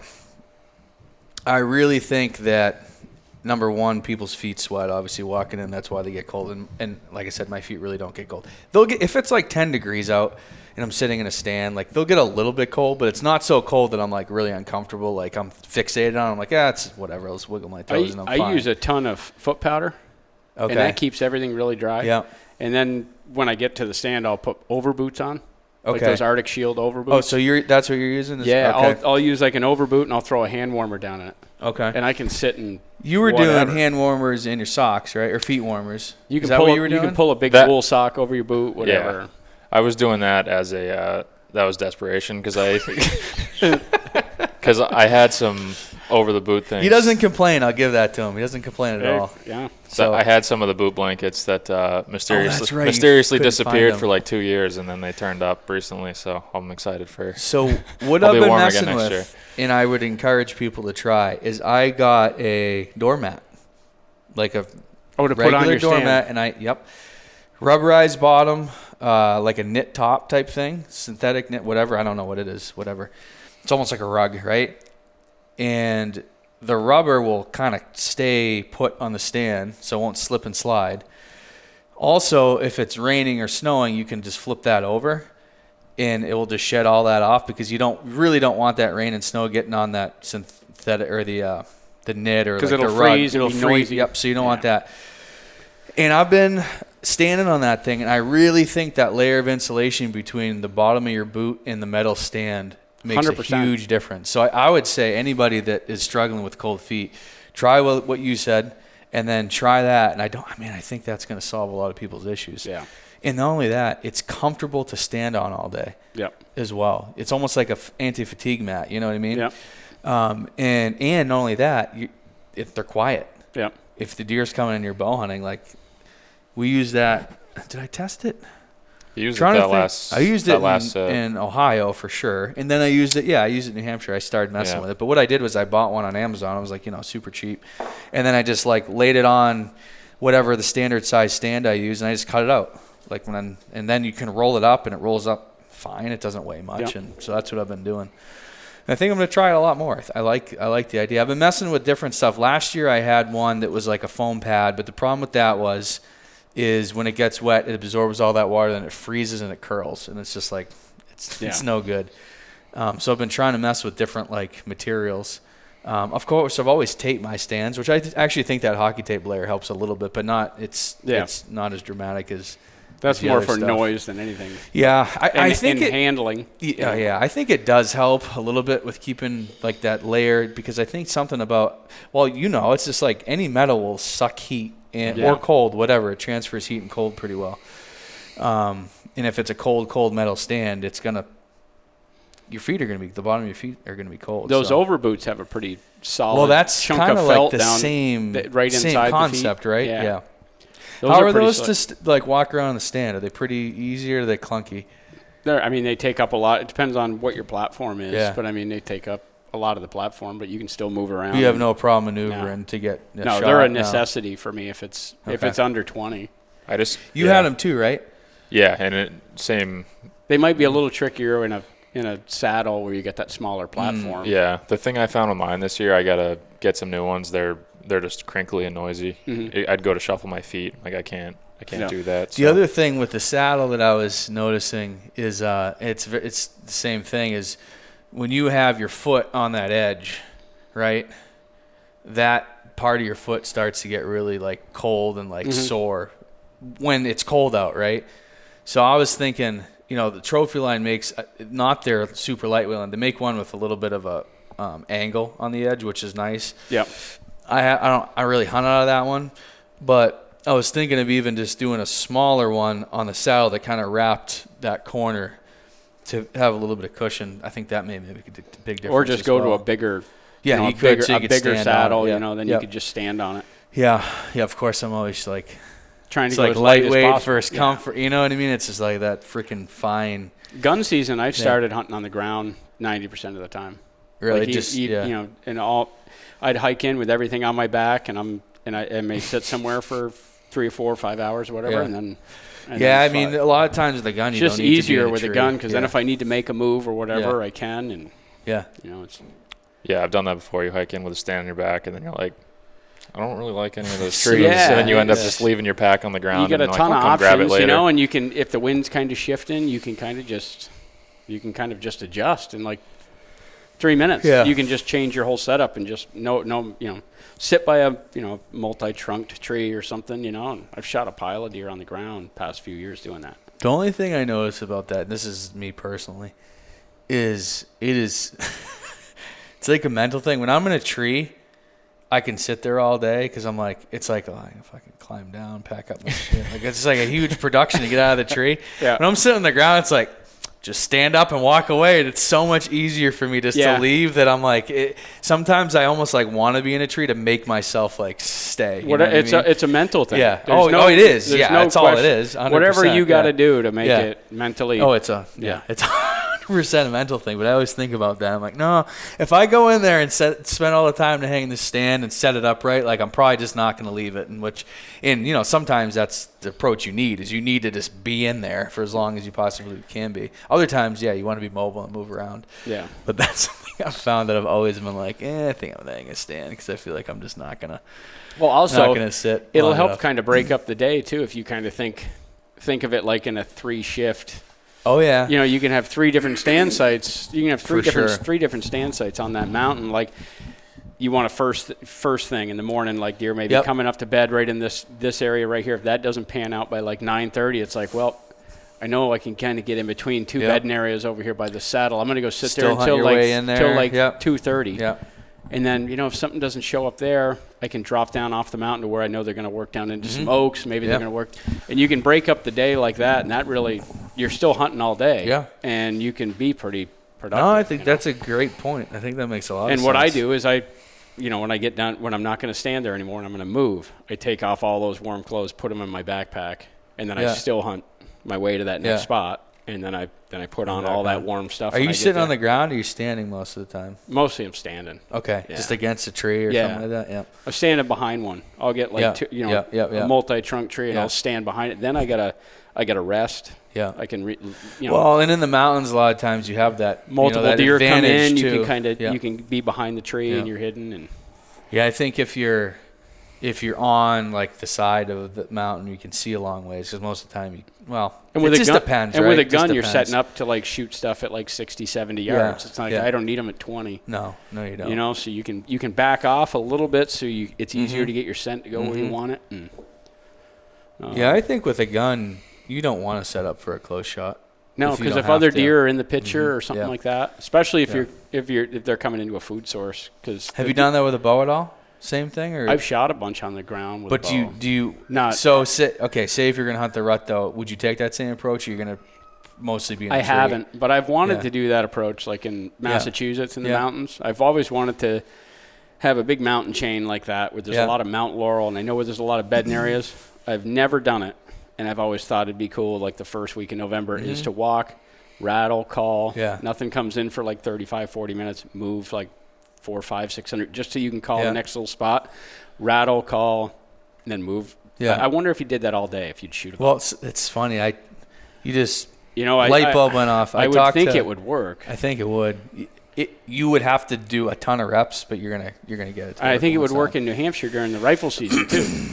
I think it'd work anywhere. If it was big woods and you could go from like bedding area to bedding area and call and you could see good. I mean, Zach Fehrenbaugh, we were in Adirondacks, and he was talking about coming up here and doing that with a bow. Yeah. He's like, I bet you if I just kept going all day for 3 or 4 days and just doing that rattling. He's like, and I'm like, you're probably right. I bet it would work, especially if it was crunchy leaves. Mm-hmm. So you could be grunting, you could hear that deer coming in that Mount Laurel thick. You get close to him. Yep. I bet that may be something I try this year. I like that idea. Yeah. Honestly, with a rifle, it probably worked pretty damn good, too. It's just a cool change-up. I just like a change-up. I just like, I mean, you can get in the mentality to do the same thing over and over again, and it definitely works. 100%. But it's also a lot of fun to have a change-up and then it works. Or even if you just had an opportunity or a sighting, it's like, that was fun. Now I'll get my ass back in the stand, and I'll try, it just gives you a little second wind. I'm as guilty as anybody of doing it, but like you get in these like patterns of hunting because you're successful doing it, but then you keep going to the same thing, and it's like, for example, this year, I think I'm going to try to hunt New Hampshire with a bow during the rut. Mm-hmm. I think I'm going to leave the rifle and try to kill one on a scrape in November with a bow. That's kind of like, we'll see what happens. John's going to bitch at me. This is the second time you've said it now. So I'm really just don't take the rifle. That's what it is, because you always pick up the gun. That's what ends up happening. I was talking to Eric Hansen last time, because he does this, John will be like, bring that rifle with you. And so we bring it, and then he always is like, give me the rifle. He's a 50-yard. Oh, even that deer, I could have shot him with a bow. He was coming right into a scrape, and I just like panicked and grabbed the rifle and shot him at 35, and he was still coming. And I'm just like, oh, man, why did I do that? But if you don't have the rifle, it's not the option. And then you have to have your setup styled even better, right? Yeah. So that's one thing I want to do. But just like what you said is like, that'd be freaking, I mean, that sounds awesome. Even to do it with a rifle. Yeah. If you probably could do it early November with a rifle or a muzzle, whatever, in Maine or New Hampshire, Vermont, you could probably do the same thing. I think you'd have to get the reps. I think the key is just knowing where there's good bedding areas, where those deer are, where there's good security cover, and you just get just inside of hearing range. Mm-hmm. I shot a buck with a shotgun down in Mass, doing similar, no rattling, but it was late season. But I knew where there was a bunch of bedding areas, and what I was doing was just slowly walking, and I was tipping a can call and grunting. Yep. And I was just getting down to this one bedding area, and I just stood there. I was standing there for like 5-10 minutes, and I tipped the can, and I grunted a couple times, and it wasn't even a minute, and you could hear a deer walking. And then crunch, crunch, crunch, crunch, crunch, crunch, and it stopped walking.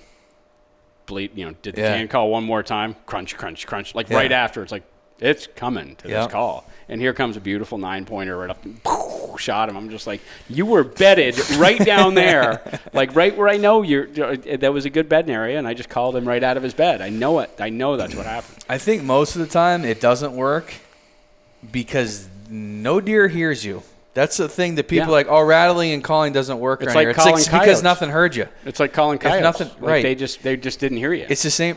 It works in the Midwest because every time you call, there's a deer that can probably hear you, and half the time he's coming in. Here, it's like, and that's what I mean. I think if you got the reps in and went all day for 3 or 4 days in really some prime predetermined locations and did it right, I bet it'd work a lot. You have to get a deer to hear you, and the deer has to be in the right mood.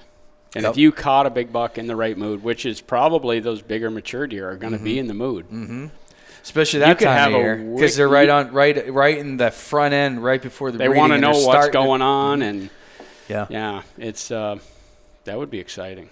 Especially if it was tight cover and you could hear them coming on those crunchy leaves. Get them to come in nice and close. Because I love getting in that Mount Laurel and that thick cover. It's just it's fun. Yeah, and that's where you'd get your bow opportunity. He gets crunching around, and that he's got to look for you now. And you'd have to be good. You couldn't just go and you gotta.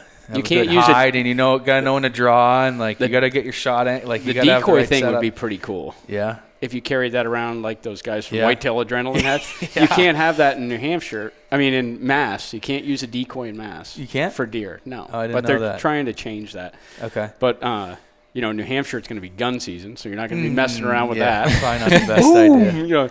I mean, just maybe nothing, if you want to go way back in, but archery would be, a state where you can archery hunt during the rut. That would be fun, because then that buck was coming in. Let's say he went swinging down into open hardwoods, whatever, and you had a decoy, a buck decoy. That's all he's going to need to see, and he's just going to march right in.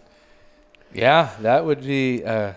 Different approach that I think it would work. Like I said, I talked to Zach about that because that's his style. He loves that, and he's like, "You think?" And I'm like, "Dude, if you came and had good setups and just kept pounding it for I think in 2 or 3 days he'd have he'd have an encounter that was pretty cool. Yeah, I think it'd work. It's just different. What you got any other ideas of different ways of that you don't hear of people killing them around here that you want to try, or because that's it's like the still hunting is really hard. Yeah, and especially if it's crunchy conditions. Yeah. You got to change everything up.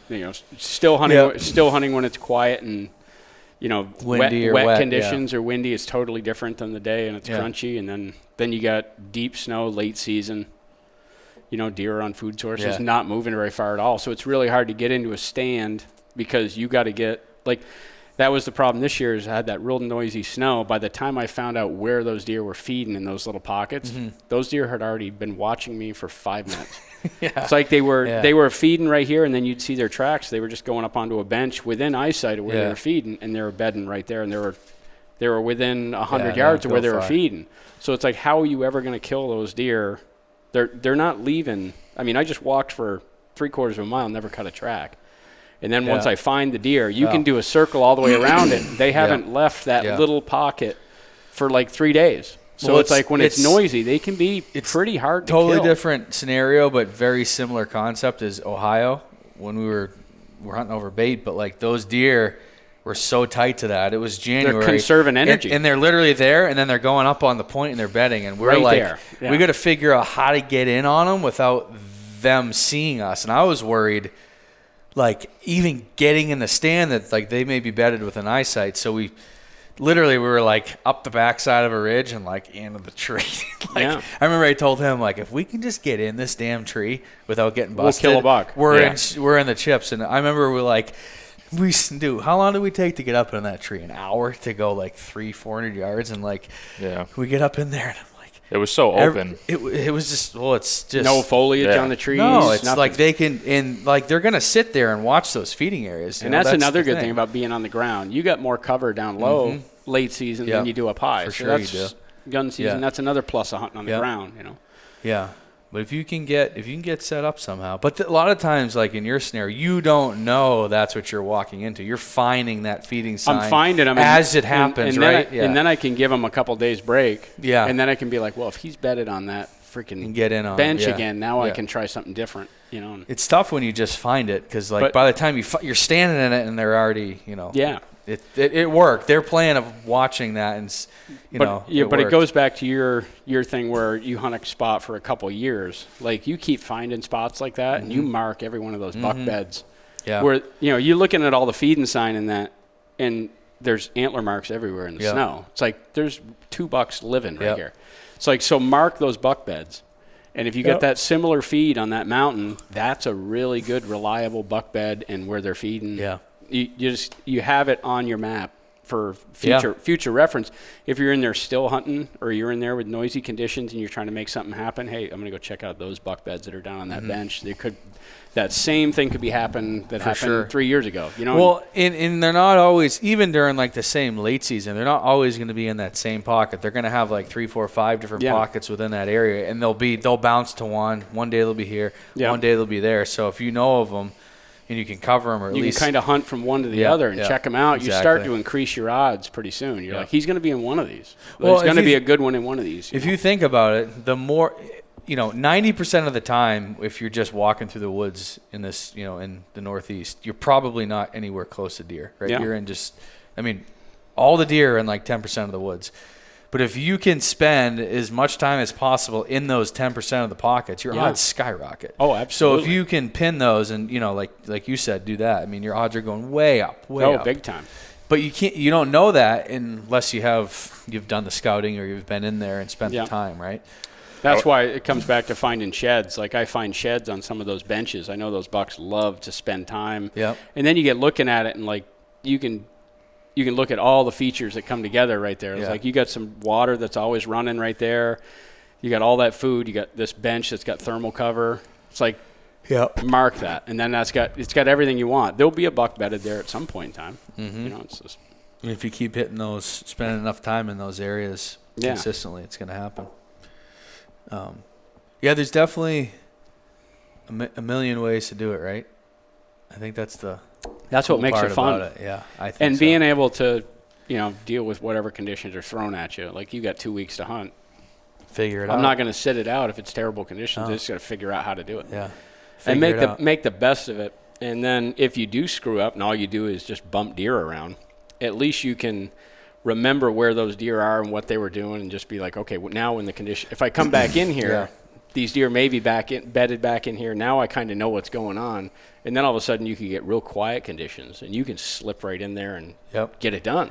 And I think some people are like, and I don't love bumping deer all the time either. Like, I don't love that. But I think some people are way too conservative with, like, if you go in there and blow whatever, like, give it 2 days, that buck's gonna, maybe the next day we'll be back in there. If you go in there every day and do it, it's probably gonna make it. But like, I don't. But if you're not bumping deer, you're not trying hard enough. Yeah. There's got to be some risk to get the reward. You got to be aggressive. If you're not pushing the envelope, you're not going to get as many opportunities as normal. I think there's definitely times where you want to avoid bumping them if you have the plan and know where you need 100%, to be. Yeah. But until you get to that point, you better be bumping them and going in and trying to figure that out, right? Yeah. Like, that's you have to. You can't just sit back and be.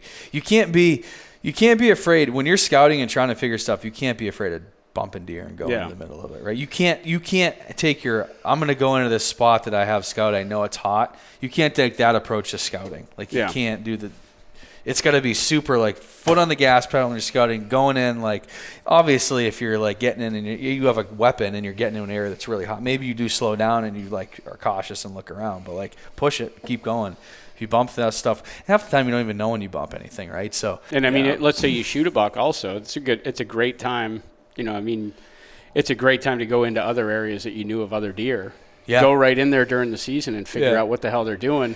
Yeah. Because if that food and everything's the same, you can walk into that one mountain and you're just like, that big buck's in here right now. That other one that I was hunting, and it's just like, you put cameras in there, he makes it all the way through the season. Yeah. Boy, the next year, that same time of the year with the same food, now you got a game plan on how to kill him because you got real time info. That's something I should do a better job of. Well, I feel like I kill it here and I'm like, I'm done. Like, it's like I'm getting this thing out of the woods and just like, historical data is priceless. And it's historical data is what kills deer for me. Yeah. And a lot of times I can rely on a lot of that historical bedding areas and sometimes this historical data, I'm sure you'd probably agree, is not like that particular buck last year. It could be that buck 2 or 3 years ago when there was a beach crop here. Yeah. Or it could be a different buck 4 years ago that was doing the same thing. So it's not always like that deer last year. It could be that deer 3 years ago or a different buck 4 years ago. So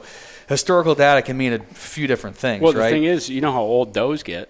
You can be dealing with the same doe group for 15 years. I always say that. That is 100%. They're driving everything in there. They're the thing that determines everything. So everyone's 100%. Just like thinking they're hunting this. No. You know, they're hunting a big buck, and it's like, you realize those does that he's chasing around are probably 4 times older than him. 100%. It's like they rule what goes on this mountain. He's just here for 6 years. They and are then the he's gone. constant. They are the constant on that mountain. It could be for 2 decades. Legitimately, it could be 20 years. You figure out what those old does want to do in there and how you can work around them.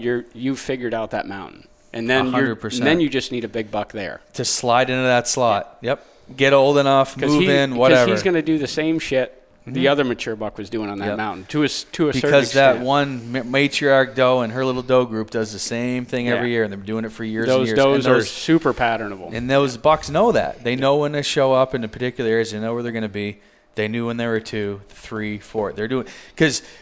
Does are more habitual than anything. They live in the same little pocket to do the same things. Like they may live in 100 acres, you know what I mean? Where the bucks are on 1,000, 5,000 acres. Mm-hmm. And it's the same thing with does coming into heat. There's some mountains where they come into heat, like you'll have a bunch of early ones, like early November, and then you got some mountains that are hot, like November 20th. Like that's when the does come in there. That's time to be there. That's something that I don't think guys pay enough attention to. I don't think people pay attention to the does enough. No, they're the ones that know us better than any buck on that mountain for sure. You know?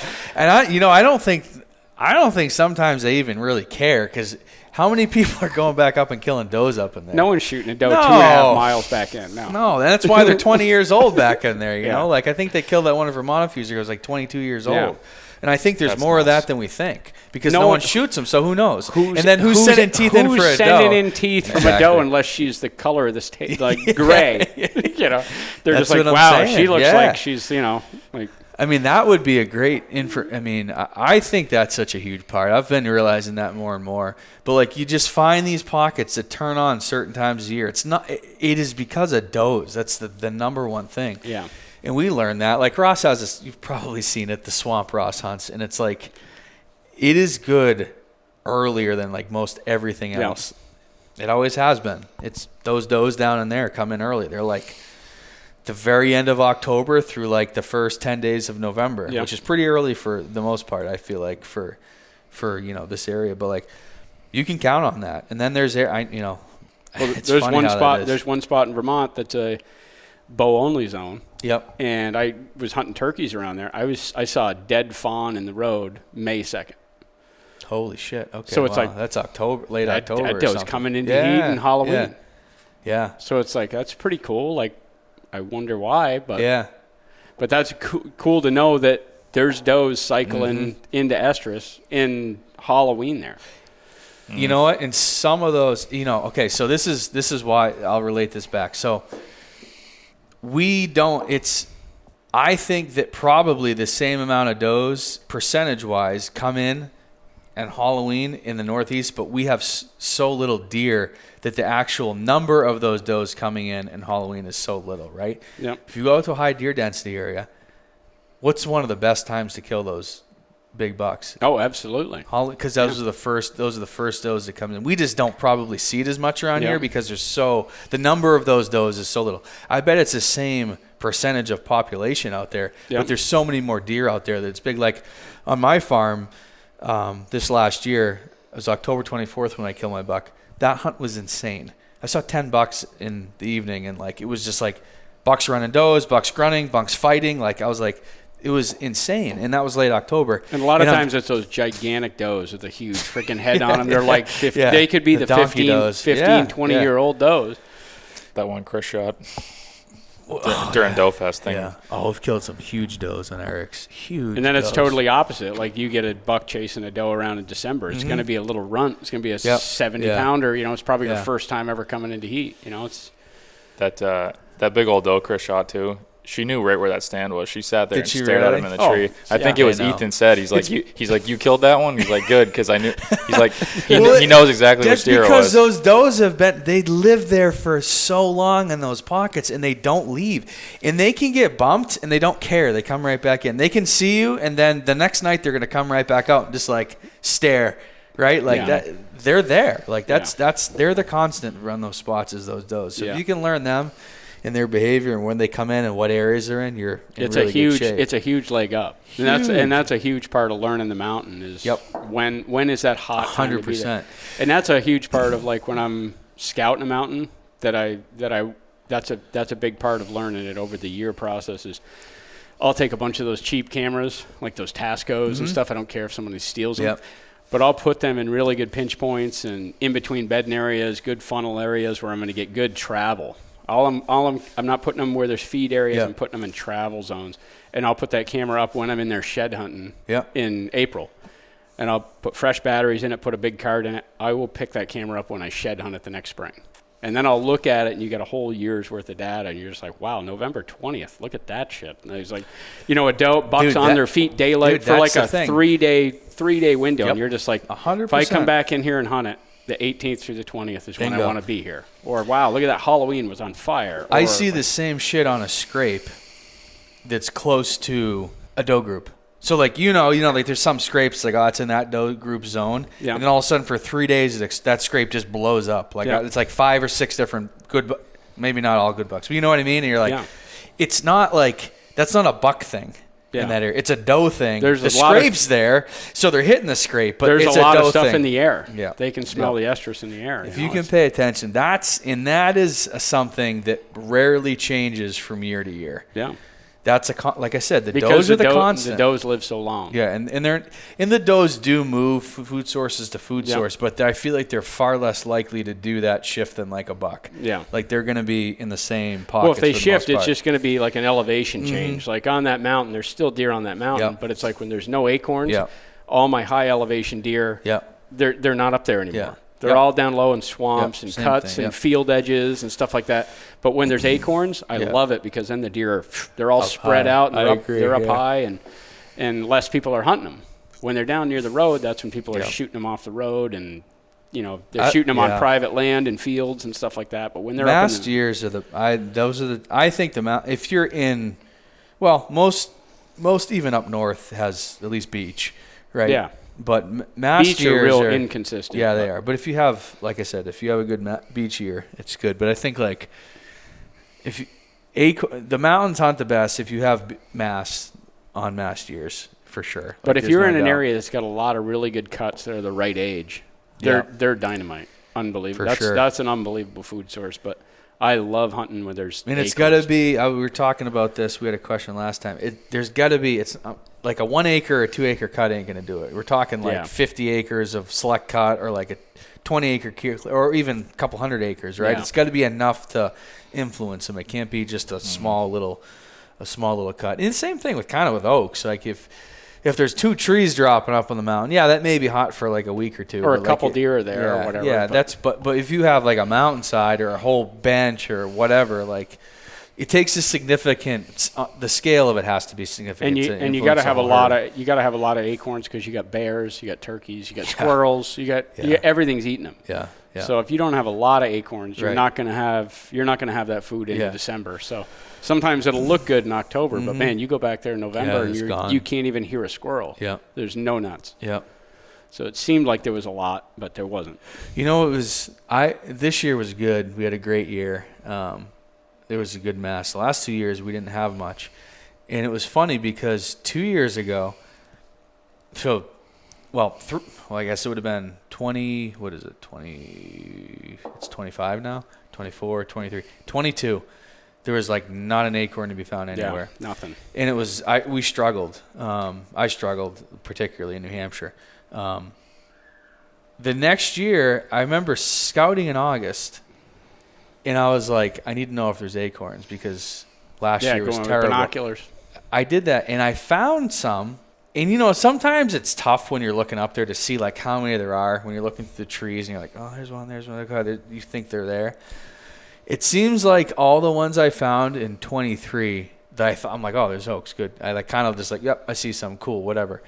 There were like really wasn't many. Yeah. Like there was, I don't know if they dropped early, they fell off, or like what. Or I was just seeing caps. That I was don't on know 23. What it was. 23. 23. They in my areas they dropped really early. Yep.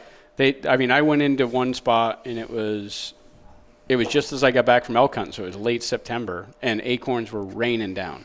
Yeah. And I'm like, the red oaks, if they're dropping, if there's this many red acorns dropping in the end of September, it's not good. Yeah. That means they're getting rid of all their acorns early. Yeah. They're going to be done by Halloween. I think that's what happened because I was all excited because we didn't have it. They stay on till mid-October, then you're good. Some are always going to drop in late August, right? A percentage of them. But I think if you have them dropping throughout the season through like up until almost November, then those deer are going to stay on them through most of the year. But like I said, I went up in there. I was like, I had such a bad year in 22 because there was no mast, and I like really didn't have an answer for it. That's going back to your point of like having a plan if there's no mast. But it had been so many years. You guys were relying on it. Well, it was so many years since there was it. Like I hadn't even these areas I was hunting. I mean, maybe I was hunting them at the beginning, but like I hadn't really hunted them on a poor mast year, so I had no plan.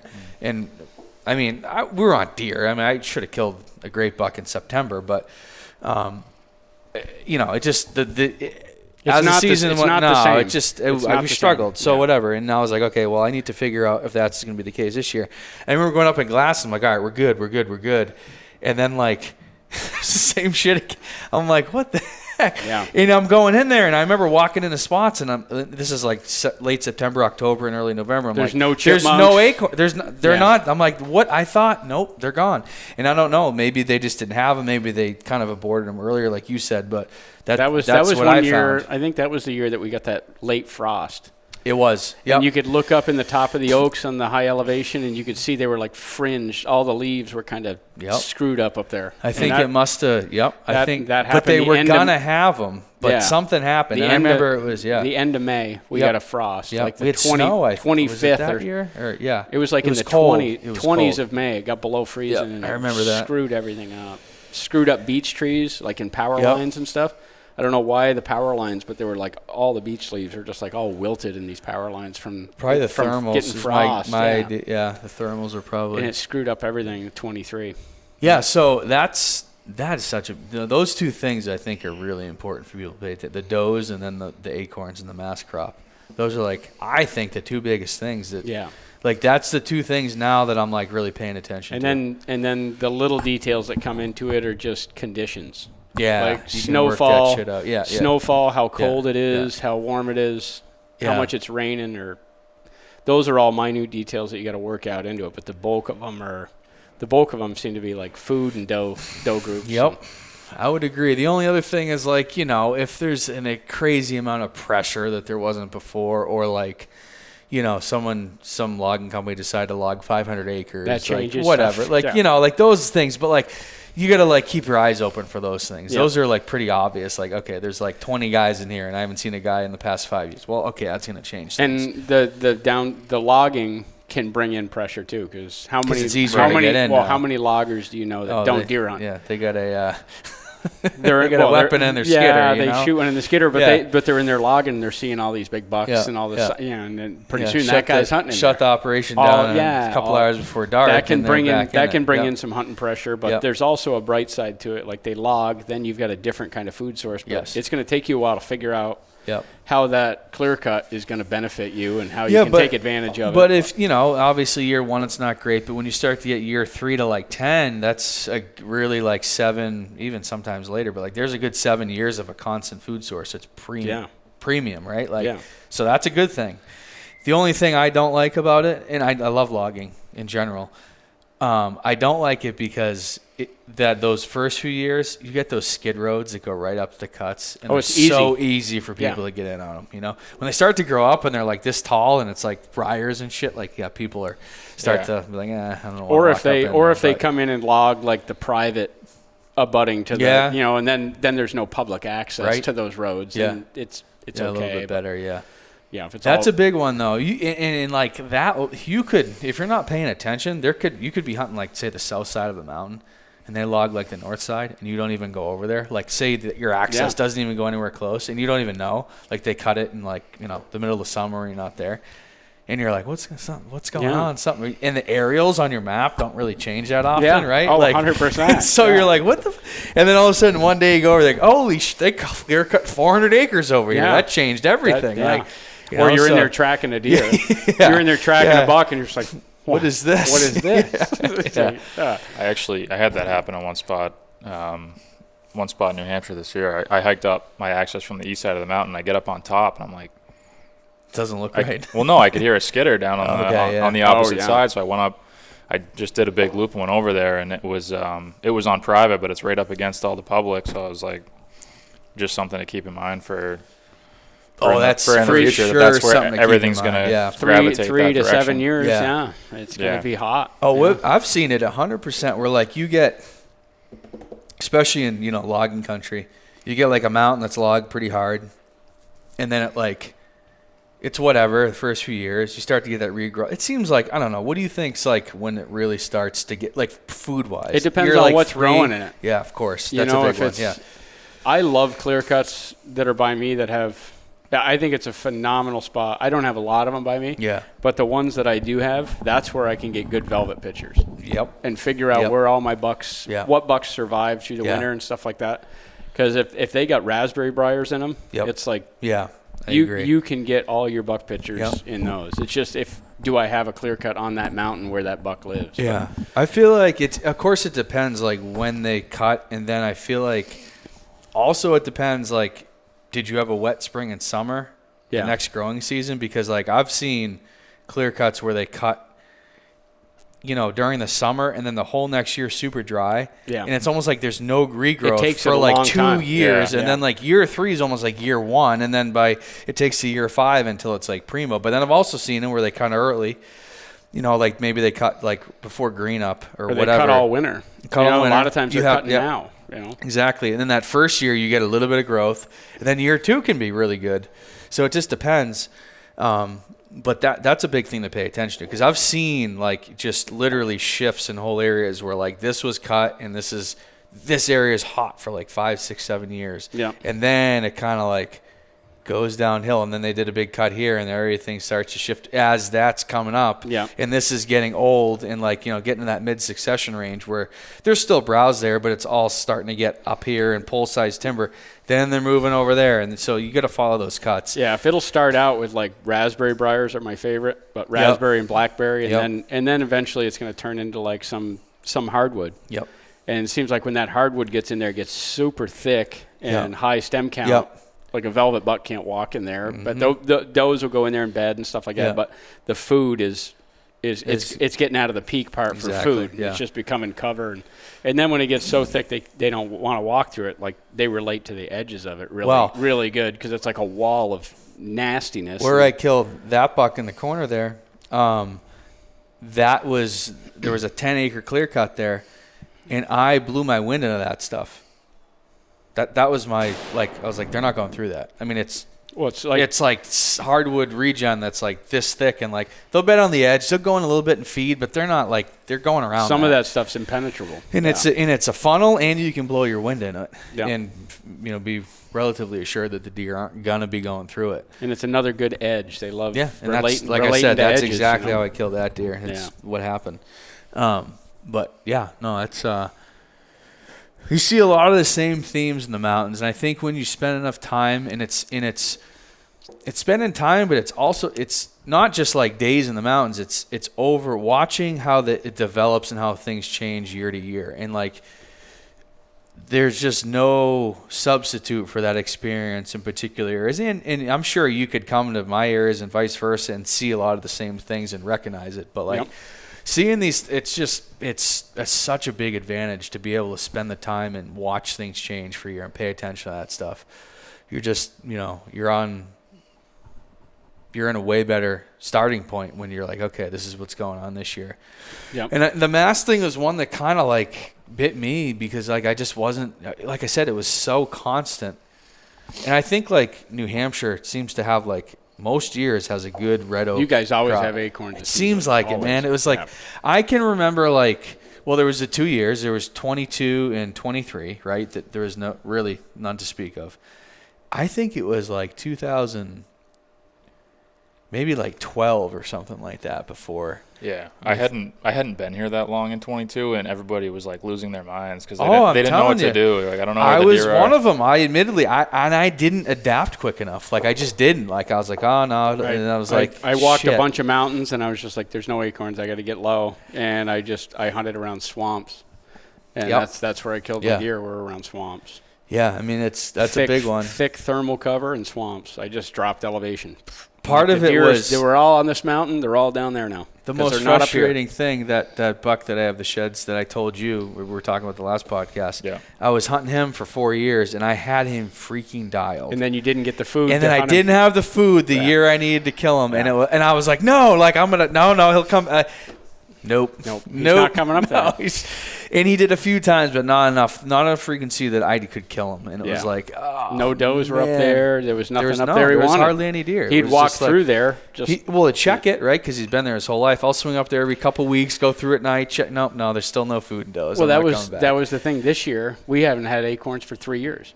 So I was just like, I'm going into this fall, and there's 3-year-old bucks out there that have never seen an acorn. That's true. Yeah, and that's wild to think about. It's just weird, like, it's just like there's, and I had bucks that I'd been hunting for 4 or 5 years that hadn't done anything. Yeah, because they didn't have the mass. Those deer had just been browsing for how many years, So this is an interesting thing. This is that whole oak mass crop, and it's not always oaks. It can be other species as well, depending where you are. In PA public, I think people probably can get an idea of where we're talking, but I try not to say particular areas. We scouted that, John and I, a few times, and Bomar Tonic always talks about he prefers areas where there's no oaks. Yep. I know there's cherries in a lot of these areas, but he likes it because he seems like over, year to year, it's more consistent because there's no oaks. Mm-hmm. I don't think I disagree with that. I think. Well, is he relating to logging? Yep. Well, I mean, it's consistent, but only for a certain amount of time. Exactly, but it's more predictable, right? Like predictable as in, hey, it's going to be good for this amount of years. It's going to peak, and then it's going to go up. Yeah. It's going to happen. The oaks are like you just don't know sometimes, year to year, and it really can throw things off. Yeah. Oh yeah. Or even pockets where like you think you have the most acorns, and then there might be a spot like 100%. Half a mile away where that's where they're really. Oh yeah. I remember in 23. Was it 22 or 23? I don't remember. One of those 2 years. I remember I was like, it was 22. The first year with no acorns. I just believed there was a pocket somewhere where all these deer were in. I was like, where is it? Like where? And I was like looking. I couldn't find it, and I didn't find the deer. And that buck that I was after was like, like 160-inch deer I've been like known of for 5 years, and I just was like. Where you're looking on a map, and you're just like, okay, if there's no acorns, like. Yeah. What else? Where else are these deer? And the only thing that draws my eye is thermal cover, thick cover. Yeah. And that's what I go to when I don't have acorns. Is I drop elevation, and I find the thickest cover I possibly can and then I try to find where's the most edges coming together where I got multiple species of browse. Yeah. And that's where I found deer. Yeah, I think. And then when I got snow on the ground tracking deer, that confirmed everything too. I didn't follow a single deer that went up on the mountain. Everything stayed down low in the swamps and thermal cover. Did we even get much snow in 22 though? I don't think we did. A little bit. Yeah, I shot both of my deer in master and muzzleloader season. Okay, so a little bit later. Tracking them in those swamps and stuff. I think the problem that I ran into is like I had no playbook at all for that. So I was starting from square one in like late October. Yeah. Like I knew not. I was like, of course, all the things you talked about are super valid. And I know that, but it's like there's 20 different areas that are like that. So like now I'm like, it's kind of late in the game to like throw everything out and then try to, it was just like I failed because it didn't. And the other thing you got to think about, even if you have a bunch of deer and the deer are on browse, they can't be balled up you're not going to find a lot of sign anywhere. Yeah. Because there's not enough food for there to be a lot of deer anywhere. Right. So they disperse quite a bit, and they're just browsers, and they're real random. It's really hard to kill them with a bow. Yeah. It's to kill them with a bow is really tough on those years for me. Yeah. But if I was a person that hunted smaller woodlots, I'd be in a lot better shape. But the smaller, in the bigger wood, it's just like they could be, you literally look and you're like, okay, this is where he lived, but like there's no oaks up on this mountain. So where could he be? I mean, it's not realistic that they go up to like 5 miles. So, you're talking like 100,000 acres, like so it's like. See, for me, I don't rule out anything in the double digits for mileage that they'll go, because I've gotten pictures of deer and then found their sheds 15, 16 miles away from there as a crow flies. So it's like drop a pin on that mountaintop and then go 15 miles, dude. Yeah, you could walk for 10 years and not cover all that. You know what I mean? So it's like so daunting to try to find. But that's the kind of year, like, all of a sudden you'll see your target buck get killed by someone, and it's 4 miles away, and it's on someone had a food plot. And he found that food plot, and he's just like, this is what I'm looking for. And he gets killed like 4 miles away. And I wonder if that's what didn't happen to that buck, because he never came back after 22. It could be some guy that shoots a buck like that. And it's like, cool. Saws the horns off and hangs him in the barn. Exactly. And you never know about it. Never hear. I bet that's what happened.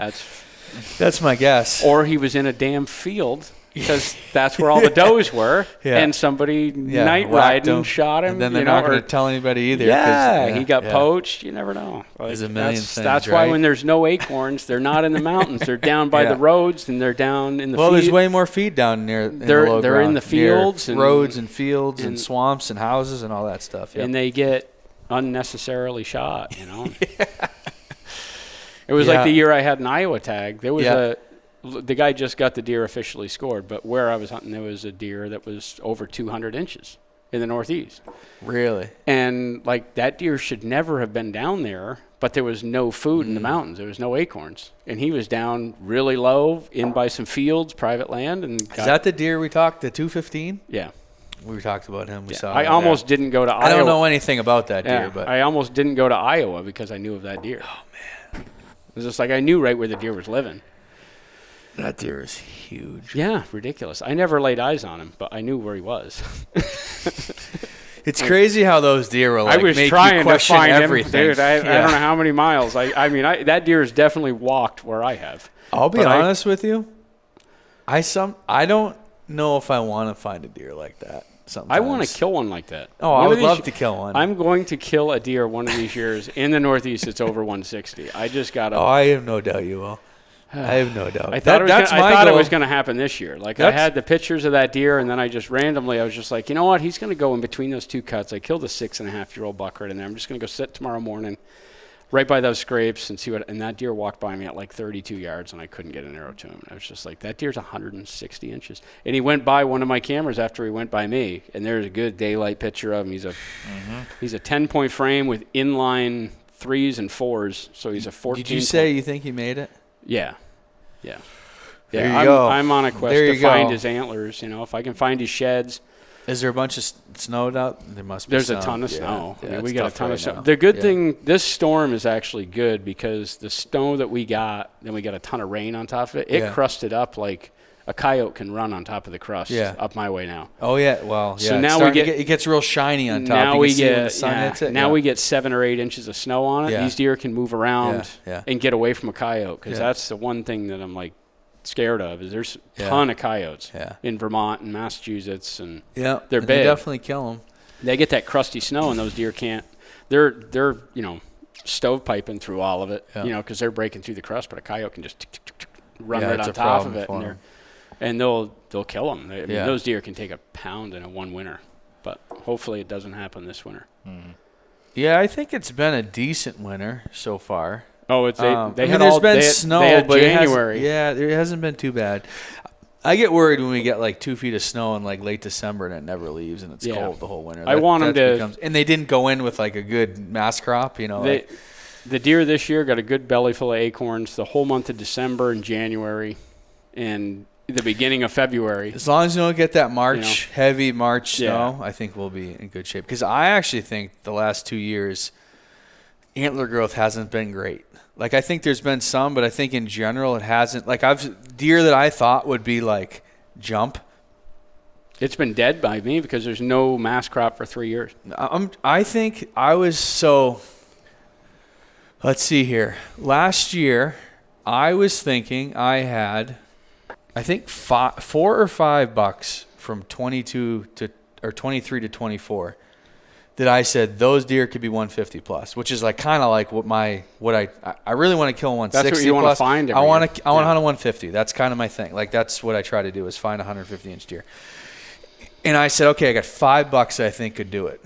And I think they were all like in that, high 130s to mid 40s range, right? And I don't think a single one of those bucks did it. I don't think a single one got out of the 140s. The one I killed was one of them. He was like right at 140. He broke some stuff off, but without the broken stuff, he would have been right there. I think he was like 136 or whatever. I don't know. Low 140s, whatever. I mean, that's a hell of a buck for the Northeast. Oh, it's a great buck. I'm not complaining at all. He's a 7-year-old buck, whatever. Like I was elated to kill that deer. That's the thing on my radar is if I can consistently shoot 5.5 to 6.5-year-old bucks every year, one or two of them. Yeah, 100%. I'm doing good. Eventually I'm going to shoot a big one, a big antler. Oh yeah, if you but keep I killing 5+-year-olds, yeah, I can one of them's going to have a big rack. Yeah, finally. I can consistently kill at least one 5.5-year-old buck every year. So it's like, and we had a 6x6 that I have been. So he was was he 3? Yeah, 3-year-old. He busted up, but he was maybe a 10 or I don't remember. He busted so early it was tough to tell. And like he was busted early, so like you couldn't. You look down and you're like, hey, he's whatever, but like you didn't realize like he busted all the stuff off. So like it was actually a really good quality like 3-year-old, but you didn't know. And then at 4, he was a big 10, like a big long beams and like whatever. And I was like, and I knew it was 4 then. I'm like, oh, that's that deer from last year. I'm like, that's a really nice deer. And then so I was like, okay. And he was probably at least 140 as a 4-year-old. And then this year, I mean, he maybe grew like 5 to 8 inches. He was like high 40s. but that might be his genetic potential. Yeah, but I think he's got a good jump in him sometime. Yeah. Like I think he's got long beams. This year he was a 6x6. So went from a 5x5 to a 6x6. Oh, no kidding. So if he puts, a little, you add an inch to every tine on a 6x6. Yeah. It's 12 inches. Or he puts on a Right. lot more mass. Yeah. So that was one that I was thinking could blow. I mean, I was like, hey, man, he may have 160 potential in him, but like he didn't do it. So I'm hoping, we had another one. He got hit by, another one that never showed up, another one that got hit by a crossbow hunter, and he grew all jacked up. And so I had like these $5, and I'm like, But he's still alive. that one got killed. Oh, he did. The 2, yeah, I think. Well, I killed the one. The other 2, one didn't show up. I think I don't know what happened. I had him for like 4 years, and he should have been 6 this year. Beautiful deer. Actually, where I sent you. Yep. Up in there. Yep. That same spot. He was in there, but he never showed. Yep. And he was high 140s last year. Just a beautiful 10 stickers on his twos. He did get hit by a bow hunter, allegedly, and he never came back. Had him for 3 years in there. And then the one that did get hit, the same guy that actually shot him with a crossbow killed him with a rifle. So good for him. kidding. Yeah, and he was all jacked up. The one I killed, and then really the last one is that 6x, but he's alive. So that's kind of like one of the top targets. And that's where we were late season after him. And I honestly didn't really want to see him because it was like late. I'm like, we'll see him later. There was 2 other good bucks in there. Did you see that huge buck that was just killed in Jersey? With the one horn? William sent me that. Yeah. William sent me that. And the guy, he better find that horn. I sent that to a couple buddies of mine, and one of them was just like, I wouldn't kill that deer unless 1,000% I knew I could find that other antler. I'm just like, come on, dude. That Dude, deer's you got to huge. shoot him. He'd been hunting the deer for like 3 years, I guess. I just saw it on Someone Instagram. will find that. I don't know where it is. Maybe it's in like if a I really found that nasty horn, area. I would But probably give it to him. It's like, oh yeah, I would. I'd be like, I would suck, but I'd give it to him. yeah, It's got to be. Someone's gonna find it. I would think. They gotta know where. someone else has got to especially in Jersey, know of that deer existing. Yeah, like someone's gonna find that. That deer had to have been. Oh God, upper 180s. I would think he was a big Was it? non-typical. I didn't see this picture. William just literally sent it to me like 2 hours ago. Well, maybe a little longer than that now, but It was ridiculous. look at Hardly any mass. It's kind of spindly. Yeah, the bases are like as big as this glass.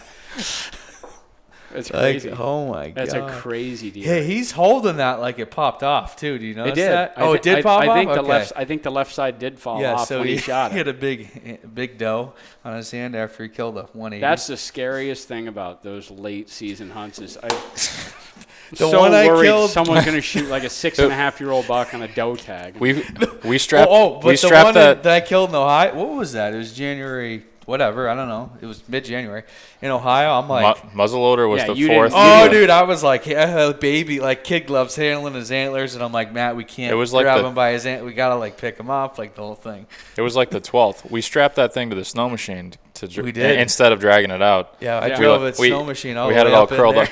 to get home because I'm like, we can't drag him. Yeah. Had that all curled up into a ball and had his head tied down. So Yeah, that was the thing, that buck that I shot on Christmas Day.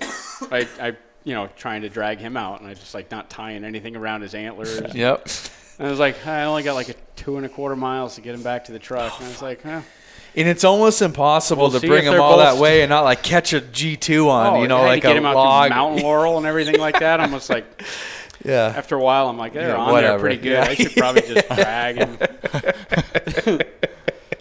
It's like, knock on wood, I have not pulled one off of a deer yet. I haven't either. But I mean, I've shot a lot of late season bucks, and I just have not pulled an antler off yet, but I see everybody do it. I see people do it every year. And they usually punch themselves in the face or like something weird. They look so silly when it happens.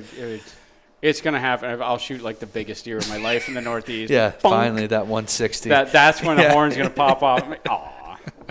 I mean, it's not the end of the world, right? You can put it back on. Fixed. But like, it looks silly. Yeah, you just like, damn it. Yeah.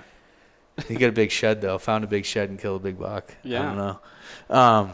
I shot that one buck and he ran into a tree and broke off like 4 inches of his main Did beam. you really? So I had to like look for that horn. So it was Did you kind of find like, it? yeah, it was kind of like. When was that? That was Jersey 2 years ago. I shot an No eight shit, pointer. really? He had tall brows and he ran down. I mean, Oh, yeah, that's right. You told me that. And he Yeah. ran down off the hill and it sounded like a car accident down there. It's just like he just ran.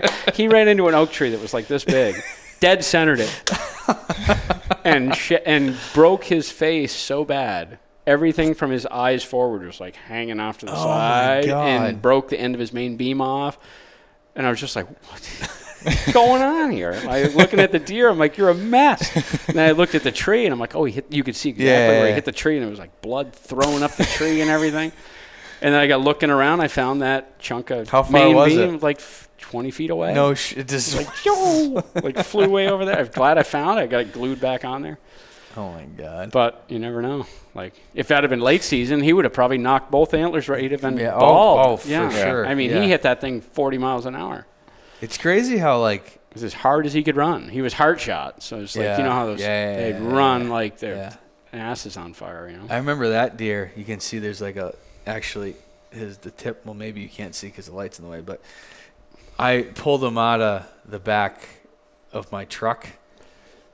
And something slipped, and like I chipped. You can kind of see right there in that beam. Oh, like all chipped off. I was like, son of a bitch.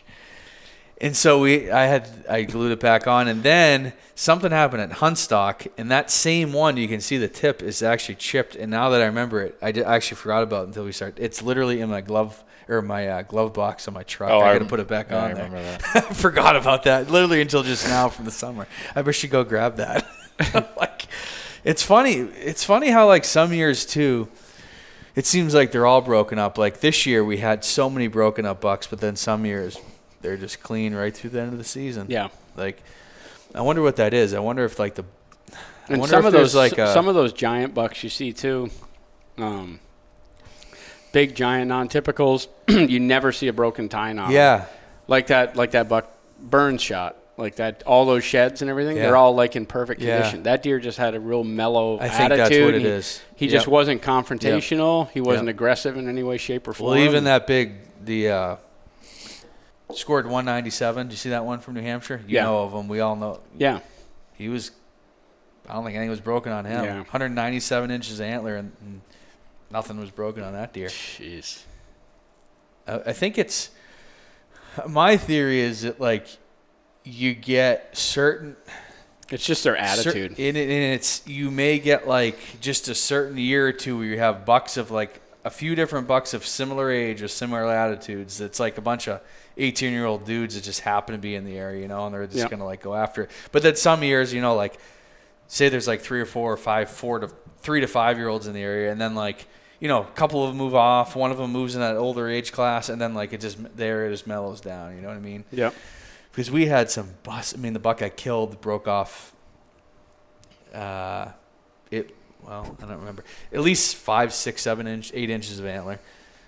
We had a buck, literally, that one, the saying was like 4, and it was like in probably the 140s, 10-pointer. He was like 125 He was like 120 inches by the end of the season. He started as like a 145. Like, literally, like, he broke off. He had a brow broken. Didn't you have both?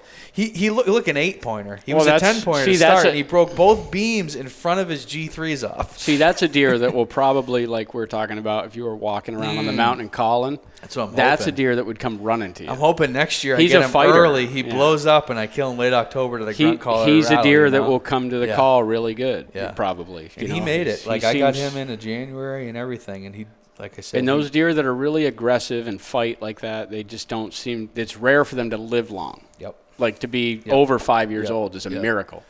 During the rut, didn't you get a picture of that deer? He bedded right in a scrape, and he's like, he was just gassed. Oh, I got him. He's Dude, like, that deer worked the branch and then just laid right down. This is wild. So in 23, I got him one time. It was like November 16th or something like that. In this big, down on the bottom, a big bowl in this bottom, hardwood bowl. And he just was just marching through, like it was like 11 in the morning, just like had you could tell he had an attitude. And I'm like, oh, that's a nice buck. It was nothing. He was like I said, like 120, 125, whatever. Nice looking deer though, like tall tines, but like kind of tight and I was like, yeah, I think he might be pretty young.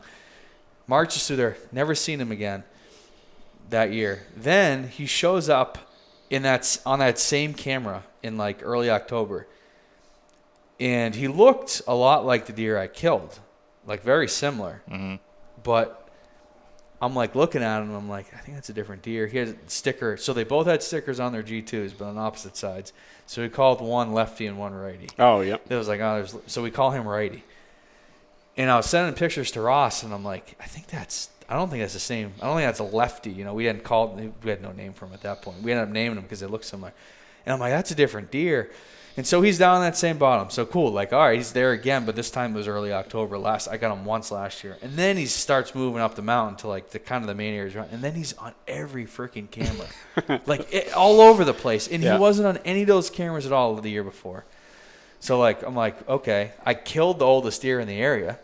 So I think that's a good thing, right? He's filling the void. Wow, that's what I'm hoping. That next year as a 5-year-old, he blows up to a 150, and then he's just like the man up there. Yeah. And then that tree we're talking about, that's the place to kill him because he was daylight over in that spot like several different times. But yeah, it's pretty cool.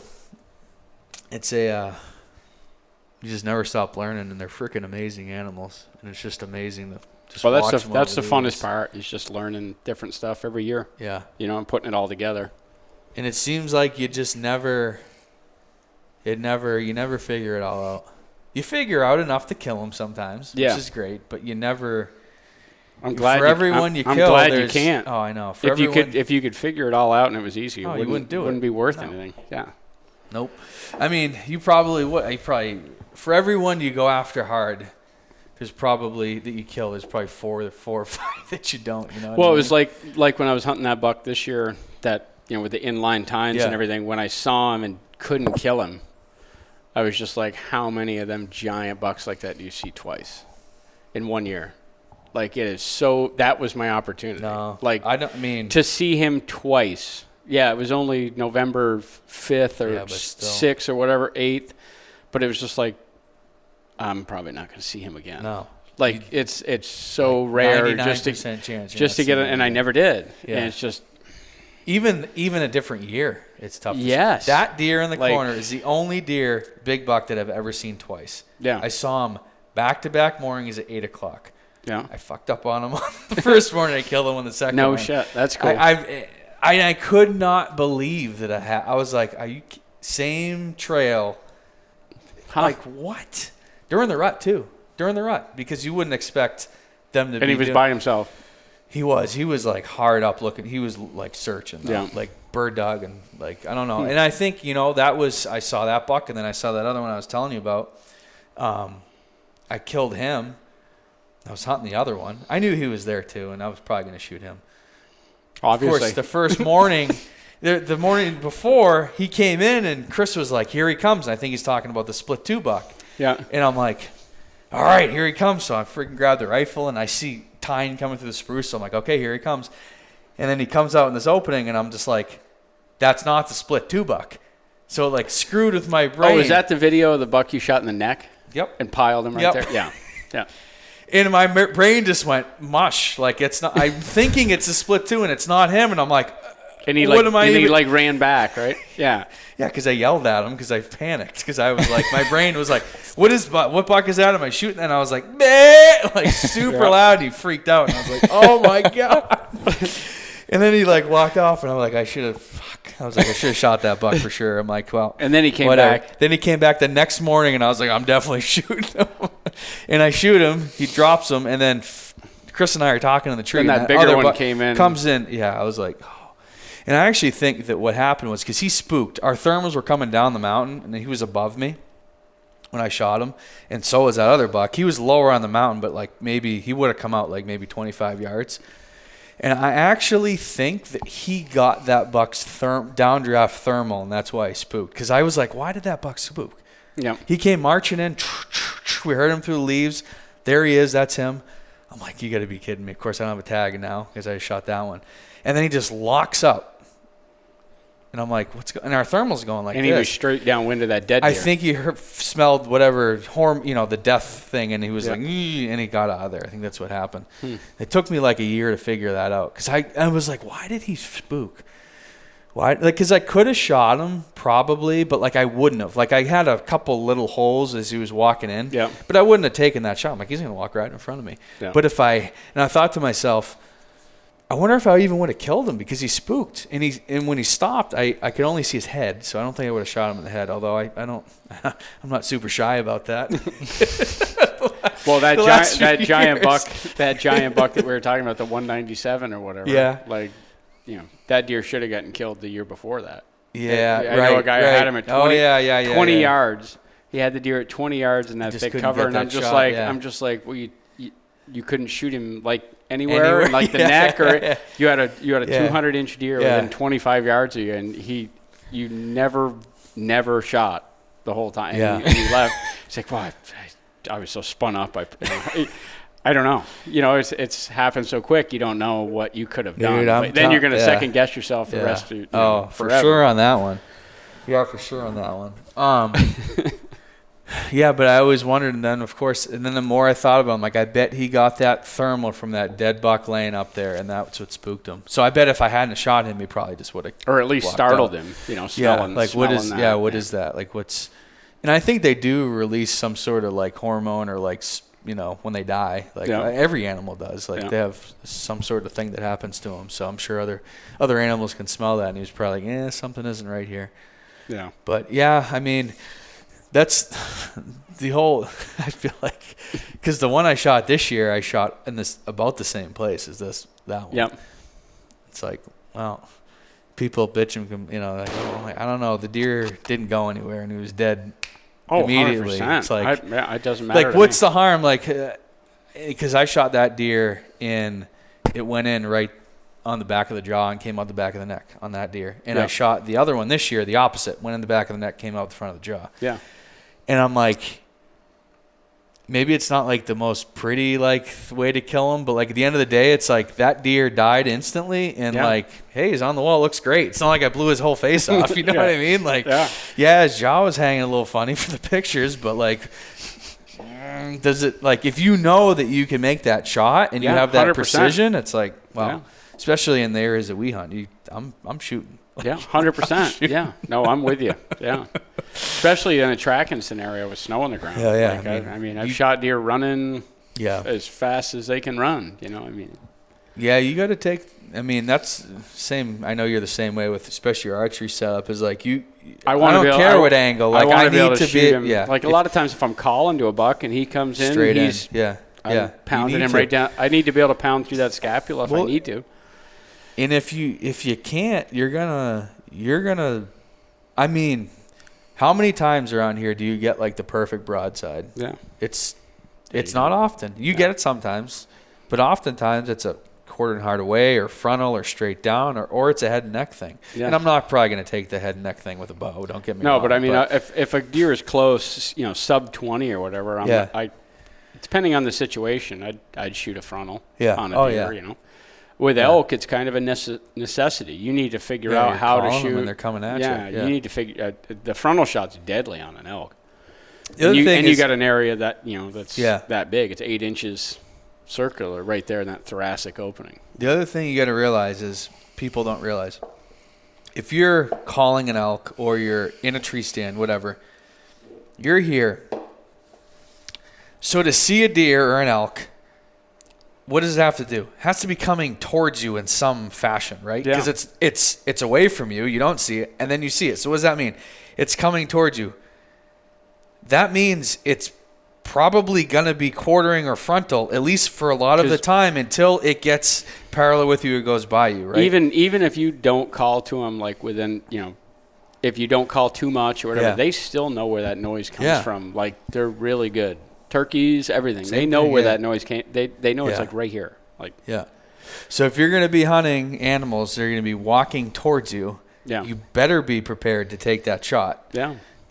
Or you're just gonna miss a lot of opportunities. Yeah. Which is what I think, and I'm just not afraid to take it anymore. Like my setups are with my rifle, which it's less important with a rifle, right? But shooting a copper bullet, you're gonna go through like the whole length of the animal. Yeah. That's important.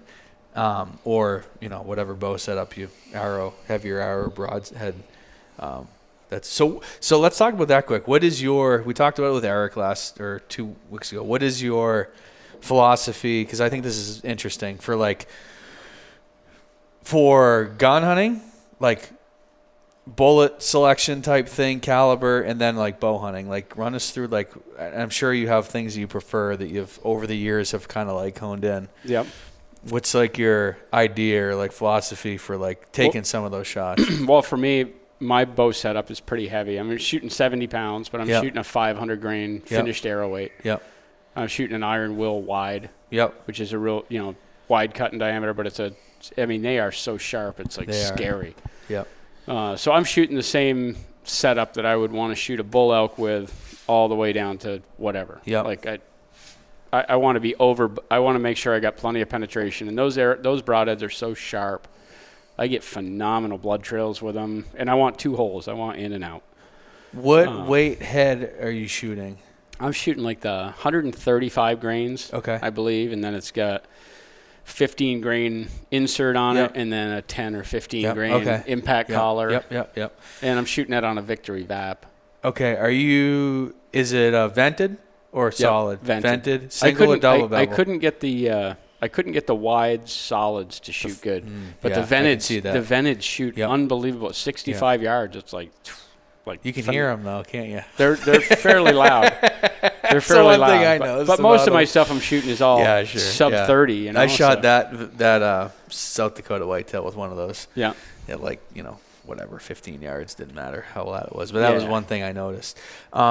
Single bevel or double bevel? I'm shooting the double bevel. I want to go to the single just for ease of resharpening. Oh, that's a big deal. The double bevel. Yeah. It's like, geez, dude, it's brutal to resharpen. Yeah. John Lewis, he was. But that's what I do this time of the year. Oh yeah, every once in a while I'll get some out and I'll be watching TV and I'll just be sharpening. Dude, I just did all the broadheads that I dulled. Not this one. The ones that I got dulled up. Look at that. Those are my. Yeah. I cross them out when I sharpen them and I write sharp right up. Yeah. They're ready to go. Yeah. No, I mean, that's the time of year. But John was telling me. Put that oil on them so they don't rust. And then they're like. Yeah, they're fine. Don't touch them or leave them be. Dangerous. Yeah. I think John had the double bevels. He went to single bevels too. And he was like, yeah, these are like 4 beers per broad. That's what he told me when he get the double bevel shot. That's how long it took him. I mean, if they're not really dinged up or whatever, you don't have to. You can just go to like the last 2 grades of your diamond and then strope it and you're good to go and that's fine. But those double bevels, particularly if you have like a Tonto tip, you got the tip, then you get the main blade, then you get the back blade, then you have the bleeders. Yeah, there's a lot of services. There's a lot of shit there. Yeah. So that's why. I think this. So I mean, just do them in the off season. I have enough blades, so all during the hunting season, I'm doing is dulling blades, and I'll just pile them up somewhere, and then winter time I'll be watching TV. Same thing. And I think the other thing is like they're not cheap, but you can reuse them. They're lifetime warranty. You buy 6 of those things, and a couple, you're good for as long as you can be. So if you break one, you'll. I mean, I've got one down in Jersey that I lost because I buzzed through that doe and we couldn't find it. We looked for a while. I'm driving all the way back down there to find that arrow because I brought it. I mean, you'll find it this time of year. What was funny was the year before that. Yeah, I drove all the way back down there to carve an arrow out of a tree right in that same spot because it was the same broadhead. I shot a bull elk with it. I sharpened it. I shot my moose with it. I sharpened it, and I shot an 8-pointer with it. And when I shot that 8-pointer, it went through the buck and stove into a freaking oak tree, and I'm telling you, like up to the bleeder blades. Yeah. So I was just like, I'm not getting that right now. So I had all of mine are in with hot melt, so I was able to heat the broadhead up and pop the broadhead. Did you get it? So I went back in the spring, shed hunted, and carved that out of the tree. It's a pretty special broadhead. Yeah, you retire that one? Yeah. It actually is the one that I killed the antelope with. Oh man, you got to keep running that thing. That's cool. Damn, that's really cool. Yeah. That's awesome. That arrow in Jersey is going to be buried like up to the fletchings. I mean, I got to go in there with a metal detector. Yeah, for sure. No, dude, I'm telling. In the spring, those freaking because I shoot right out here, and I got clover. It looked like there were 1,000 turkeys where that doe was standing. We had the freaking leaves thrown apart. We got it down to the dirt for like a 20-yard square. Did you really? Yeah. Oh shit! So it's underneath. Yeah. But in the spring, like I'll shoot all summer and I'll leave my slider on the wrong yardage. And shoot way out, I usually am good for 2 or 3 of those this summer, and then I go and look and it's like back out there. It's like I got basically hay or whatever growing back, and I'm like, whatever, dude. I'll find every one of those arrows in April when the snow melts and everything's just laid down. I'll just go and pick them all up. Yeah, that's crazy. So I bet maybe during. I mean, I'm gonna go back down there to shed hunt and mess around a little bit. So I gotta find that arrow. I bet you find it. Just gotta pack in. Well, the other thing metal is detector. I'll probably find it when we were blood trailing that deer. That's when we found that old Game Getter 2. XX75. That's cool. That's right about where that deer ran into the tree too, right on the same spot. Yeah, right in the same spot. It's a pretty good ridge. So what about rifles and muzzleloaders? What's your? I mean, that's a little less finicky than a bow. Yeah, as far as muzzleloaders go, I've had really good luck past couple of years with that bullet that Woodman Arms makes. The star tip there? That star tip. Yep. I've had good blood trails. I don't know if I've shot one with that bullet. The first deer that I ever shot with that gun was on bare ground, and I was kind of hesitant. I was just like, man, notoriously it's really hard getting a good blood trail with a muzzleloader. And I shot that buck on bare ground, and it was in real thick mountain laurel, and I mean, a blind person could have followed that blood trail. And I was like, well, this is going to work. And then I shot a buck on snow that same year, and I was just like, I'm sold. Have you hit like bone, shoulder? Broken shoulders. Yeah. Shot the whole length of a deer. Okay, that's good. Yeah. I'm trying to think. I don't think I've ever shot one with that bullet. I haven't shot a deer and had the bullet stay in the deer either. I've always gotten an exit. So right now I'm shooting. Well, I have a Woodman set up with that same bullet. That's kind of like my. Well, it's a mast gun because you can't use a smokeless gun to mast. Yeah. And it's kind of like my tracking, like still hunting type muzzleloader. But then I have a heavier Encore conversion. Like Steve's got. Well, Steve's pretty light actually. Mine's a lot heavier. It's got like a bull barrel. It's a smokeless conversion. And I'm shooting a 275 grain Arrowhead rifles out of Arizona makes them, but they're an A-tip. Full bore. Yep, it's full bore, and it's an A-tip, aluminum tip. And it's just a cup and core. It's got a pretty light jacket. And I don't The thing is it's shooting a 275 grain bullet at 2650. So like, that's pretty devastating. Mm-hmm. But I don't love the fact. I mean, they grenade. They do, but it's such a big bullet and they're going so fast. It's almost like it doesn't matter. But I almost rather have a bullet that's stayed together like a copper construction or bonded. Yeah, controlled expansion. I think is awesome. The problem with those is good weight retention and The problem with those is you need that bullet to swell into the rifling, and the thicker that jacket gets, or if you have a monolithic bullet, they don't swell the same. Yeah. But when you get that. So I really like the idea of the smokeless being able to just powder and bullet down the barrel. No wad. No sabot. Like, I really like that. So in order to do that, though, you really need that bullet to swell. Like, you need that pressure spike to engage your rifling for the accuracy. Yeah. So that thin jacket does really well. So I'm shooting it, but like, such a heavy bullet going fast, you're probably fine on whitetails. But I don't know. I'd be a little bit concerned to probably shoot a moose or an elk with that. You'd probably want something heavier jacketed to shoot an elk. Because a lot of the, like Colorado, you can't shoot a saboted bullet. Yeah. Yeah. So and I don't think you can shoot smokeless powder anyway, so you wouldn't get those velocities. So I'd probably tend to go to like a copper bullet. Yeah. So I haven't shot one with a star tip, but I mean, just because I haven't had the opportunity, I guess, of hunting with that gun. That bullet, like I said, in the smoke gun, I shot 4 does with it last year, and I shot at least 2 or 3 with it this year on my farm.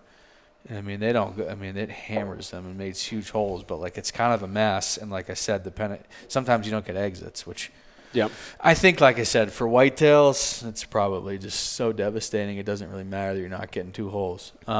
But yeah, I'd like to. I like the penetration when I'm tracking a deer, because I could be shooting that deer running straight away from me. Mm-hmm. Yeah. So and then also to have 2 holes and all the blood on the snow is going to make it way easier. Yeah. If I got 2 holes, I'm definitely.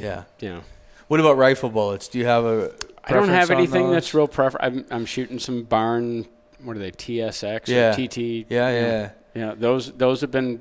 I recovered one of them from a buck that I shot, and it was just like a perfect controlled expansion. You gotta stay. Usually barns do not stay in the animals. That's what I've found. Yeah. Well, this one I shot him. He was running broadside by me, and I busted both shoulders like right at the heaviest point. Yep. And you got it. And it was just under the skin on the other side.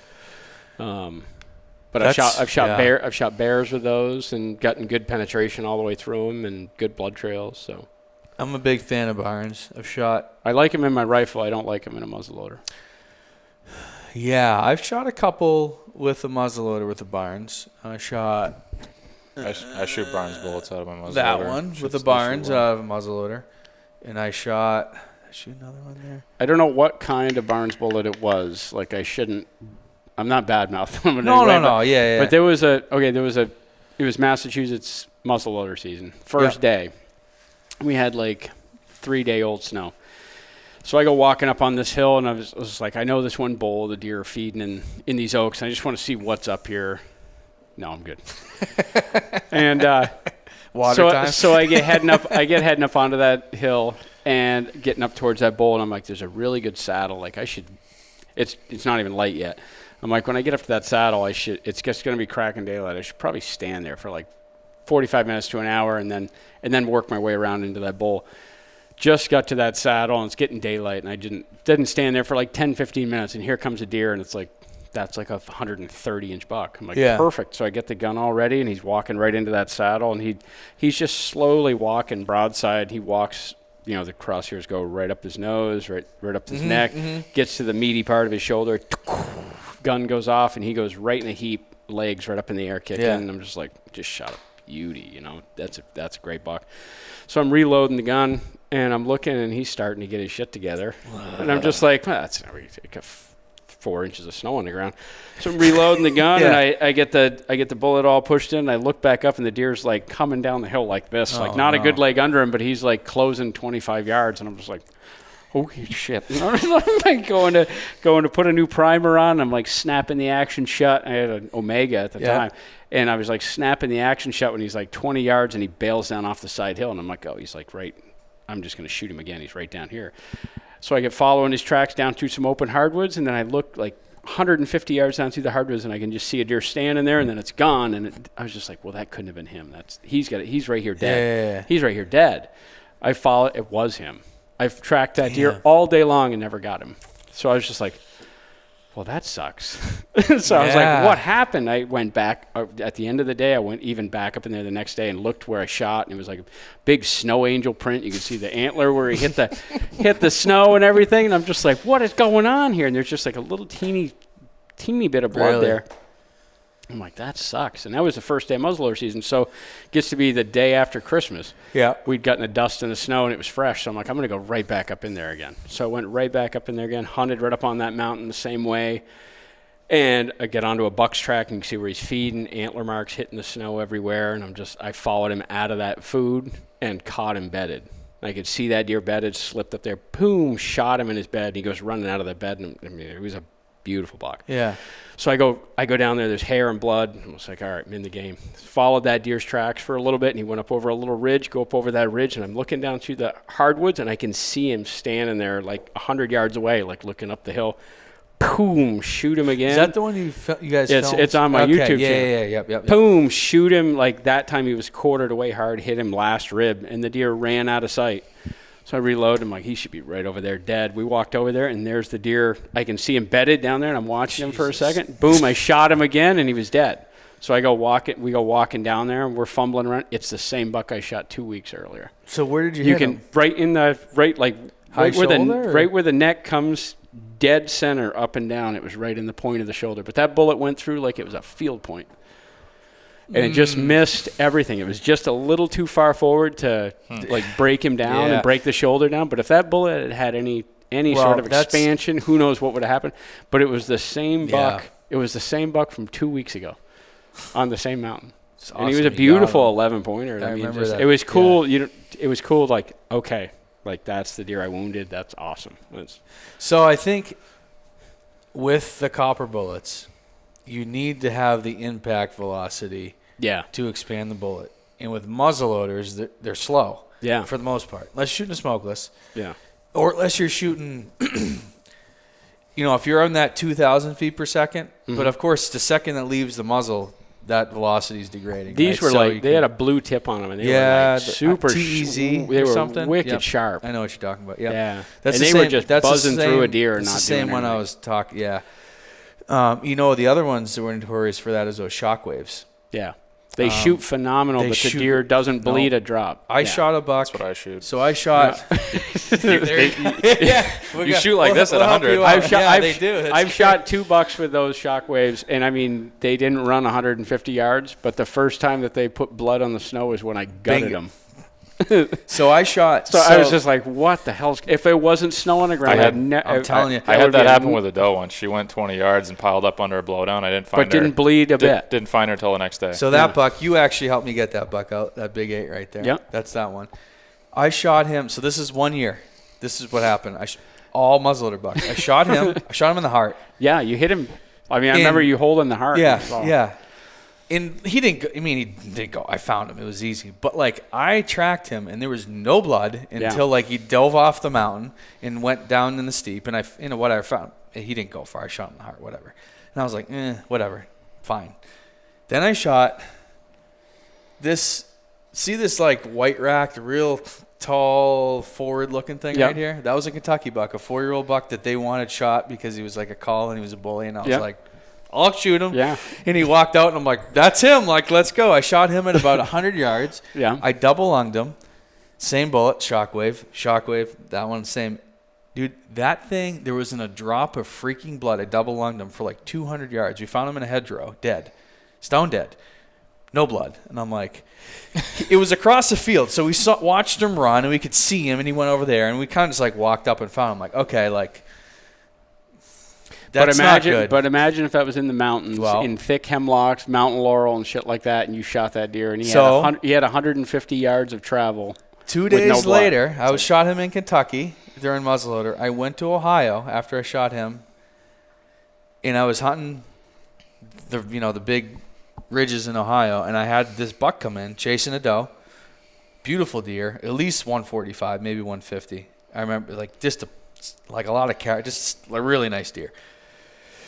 And I was in a tree, and he's coming along the ridge, and I'm waiting for an opening, and I'm like, actually had a one of those tree pods, so I was super steady on them, and I had that same muzzle. I see Ross using it. Yeah, dude, they're just like that looks like they're yourself. Just so nice. Like if you have the time and you can set them up, they're awesome. Yeah. So I'm waiting, and he stops, and he's quartering to, and I'm like, okay, he's 70 yards, and I'm like, yep, that's a good shot. Like, and it was like a little bit of like icy snow on it, like a quarter inch, whatever, just enough to barely coat it, but there was some leaves sticking through.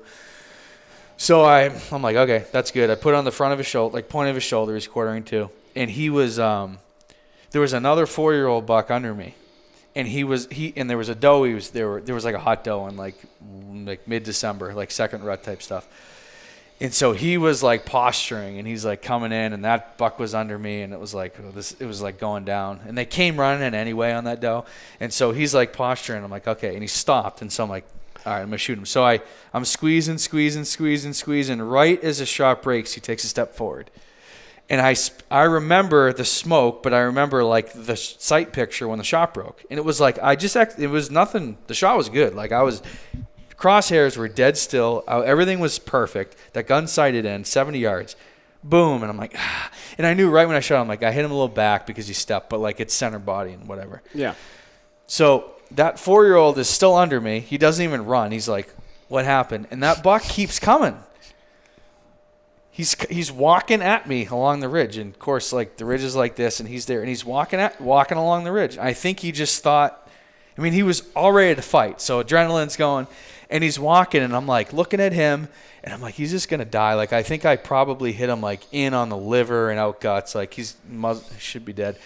This 4-year-old's just looking at me now, and I'm like, I want to reload, but like I don't want to spook him and then have that deer like take off running. Yeah. So I'm kind of like trying to reload, and he like whatever, and finally like that 4-year-old just kind of like walks off. I didn't get load in time. That deer walks by me at 20 yards in the hardwoods up the ridge. And I can see the hole in him. I'm looking at him, and it's exactly where I remember it breaking. I'm like, that's the hole. I'm like, he's dead. It's like liver guts, like whatever. And so he gets by me, and now it's like wide open between me and him, 20 yards. And so I'm like kind of like trying to reload. And then he goes like this, and he starts going up the ridge. And so finally I'm like, I get reloaded, and just as I pull up on him, he goes behind shit up the ridge, and he's gone. I'm like, it's fine. Like he'll just go up there and die. Dude, not a drop of freaking blood. We never found that deer. No shit. Nope. And like even where he was standing, you could see in the snow where he bucked because I hit him. Dude, and I'm just like, after that, I was like, no more shockwaves. I got to figure some shit out on that. It was a beautiful deer. My buddy was like, you missed him. I'm like, dude. No. I didn't miss that. I'm like, I know. He's like, you had to. I'm like, I didn't miss that. I'm telling you, I didn't. To this day, he probably thinks I missed him. I'm like, I did not miss that deer. And so that's when I was like, I got to figure. I went to the barns, and then ultimately ended up like moving towards a smokeless.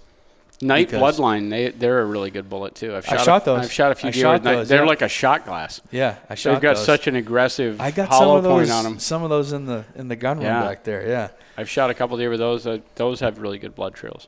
Yeah. Yep. Yeah, I think the muzzleloader thing is a tough one for people. Just have to be realistic. The centerfire rifle, you have a lot of options because you have so much energy and so much velocity. Yeah, I think the muzzleloader, as long as you got a good, fairly something aggressive, it's got to have a hollow point so it promotes expansion. But I also jumped down. I went down from a 50 to a 45 cal. Yep. So I get a little bit better velocity with the 45 cal. Yeah, both of mine are 45s that I'm shooting now. Yeah. Yeah, the velocity is a big thing. That's like to have that initial shock, that impact is a big deal. And have a good high velocity exit. Yeah. Pretty decent exit hole. The other bullets I've been shooting, I have it right here. This one right there. So that is a copper solid. Yep. Hammer bullets out of Idaho. They're similar to like Lehigh Defense. Have you heard of those? So basically, there's 4 petals on the front that fragment off. Yep. Okay. So like when you hit, that's a hollow point, and they have a tipped version as well. But basically, those 4 petals just follow the shank, and so you have like the shank right. So you get some wound channels. Mm-hmm. Yeah. And then they want it to shear off, and it doesn't really mushroom, but it maintains obviously caliber diameter, and it they penetrate. Like I don't think I've never had one that didn't go through. Shot hogs, like shot everything with them. You always get exits, and then you get so you have 5 wound channels. I reload. They're really accurate, and I've had good luck with them. Like everything lately that I've shot with a center filer has been with those. Chris is shooting them now. Who else have I reloaded for? Although Chris's buck, well, I don't know. Who knows what happened with that one? He killed it, but it seems like there's always wonky stuff with Chris. Yep. This is actually one of his bullets that I have there, but I got to show you his there's like the second angle video from when he shot one of his does at Doe Fest. He smashed the trigger so bad. Did he really? He went from safety off, finger on the side of the gun to just straight back. I remember He's running it like a nail gun. Thought he was at work. I remember we had a guy it was at my old place, and he was there sighting in his gun, and I remember watching him, and I'm like, and he was shooting like at 50 yards groups like this. I'm like, what is going on? It was like a rifle, like whatever. And I'm like, all right, let's figure this out. So he's sitting there, and he's got his finger there. He clicks safety off, and he goes, whoosh, and I was like, whoa! I'm like, what was that? He's like, what do you mean? I'm like, dude, whoa. I'm like, you just like went this whole, you can't, like, no wonder you're shooting 12-inch groups. That's a guy where you need to like have him sit there at the bench, just face the target. Yeah. Let me have your rifle. I may load it, I may not. Exactly. And then you go down there and. There's a lot of people that do that though, and they don't even know that they're doing it. Yeah. You know, I talk about it all the time. Well, target panic can affect you on a gun just like 100%. Same with a bow. And it takes over a lot of people. Like it just gets really insane. Yeah. It's just like they don't even know they're doing it. And people don't shoot guns as much as they shoot their bow. You know, it's like they get out their deer rifle, they shoot paper 3 or 4 times, good to go. No, you see with pistol shooting or rifle shooting, whatever, the anticipation of recoils can be bad for people. The pistol thing, I know you both have shot a lot of pistols. The thing I struggle with a pistol is I feel like I shoot them the same way as a bow and a rifle, but I feel like with a pistol you want that thing to go off a lot faster. You know what I mean? Like, well, it's a lot. You're doing this like, oh, I'm dead by now. You know what I mean? Or that grizzly ate me. Yeah. You know what I mean? It's like you almost like you need it to go. I don't know what that. It's different for sure. Yeah. It's just a pressure. It's a pressure. More it's like a controlled punch. When you're shooting a handgun, you can notice it. Like if you shoot 5 or 6 magazines full. Yeah. Like by the time you get to like, you'll start noticing yourself increasingly get the feel of it, and it's it'll if you don't shoot a handgun for a couple of years and you pick one up, you're almost starting over again. It's really a feel. Like you want to shoot one all the time. Like if I know I'm going to Montana, I'll be shooting my handgun as much as I can the whole. That's. I mean, I noticed that. I'm like, I'm making good shots, but I'm like, this is taking far too long to freaking break. Like, I'm dead. Well, it all depends on what you have to make this thing go. It depends on what your trigger pull is too. On that Glock that I got, that 10 mil, I got that down to 3 pounds. So it's a lighter trigger pull. Well, that's a good point. A lot of those pistols I feel like are super heavy triggers. Massachusetts, I think you got to have Massachusetts. I think you got to have like 12 pounds. It's something outrageous. What? Really? Yeah. What? That's ridiculous. It's some stupid law with you got to have for your concealed carry gun. It's got to have a huge trigger pull. It's like a 357 trigger pull. Yeah. That's ridiculous. I have XDs, Springfield XD, those and shoot good. Yeah. No, they're nice guns, but I think that I don't know. I just feel like you got to go shoot some steel plates, and that'll kind of speed you up. Well, the thing with pistols too is like, think of the practicality of what you're using it for. You don't need to be driving tacks with it. No, that's true. There's that, like, it changes as your skill level or comfortability goes up, but like, you just need to like 8-inch circle is what you want. You're shooting less than 20 yards. Right. Yeah. I mean, I can put every bullet in the hole, but it takes me fucking 10 seconds every shot, to do that. I'm like, that isn't going to work. Right. Like, what good is that? Like, it's not any good. So I'm just like, you want to. And then when I speed up, I'm like, it's like, so I'm like, how do I? You want to be constantly pushing that boundary with yourself. You're like, okay, if you're shooting a 2-inch group, okay, try and shoot a little bit faster, and then you might be outside of what you want. And you'll get the feel of it. You'll be able to combine speed with accuracy. Yeah. That's the one. You're always towing that balance. I just don't think you can shoot them like a rifle or a bow. Because you got to make them go. You can't sit there and wait for the shot to break. You can for 5 deflect seconds. that little teeny bit you move in your hand. You have to have a straight, for sure. Unless you want to shoot like that guy at the Olympics. Oh, this guy with the one arm? The school teacher who just decided. Where's he from? Is he from the I don't US, know. I don't know. No, I know he's from Turkey, isn't he? I think Turkey. so. I think Turkey. Yeah. Yeah, I saw something from him. Yeah, he like recently got a divorce or something, and he's just like, I'm gonna go win the handgun competition at the Olympics. Yeah. No, nothing fancy. No sponsors, nothing. Let's just go do it. Yeah. Those guys shoot with one hand. Yeah. Yeah. Is that they because? Have to. Oh, they have to. Okay, that was my. Yeah. So they have. It's like. That guy was on like all sorts of memes. Oh, like, I know. I saw him like yesterday for. Yeah. Oh, yeah. He's everywhere. And I remember looking. I'm like, who is this? And I think he's got like a white shirt on or like a real like. Yeah, got glasses. Like, and he's just. And I think it's I think it says Turkey on his shirt. Yeah. That's how I. Yeah. Yeah. Yeah. That's. Yeah. No expression whatsoever. Just all business.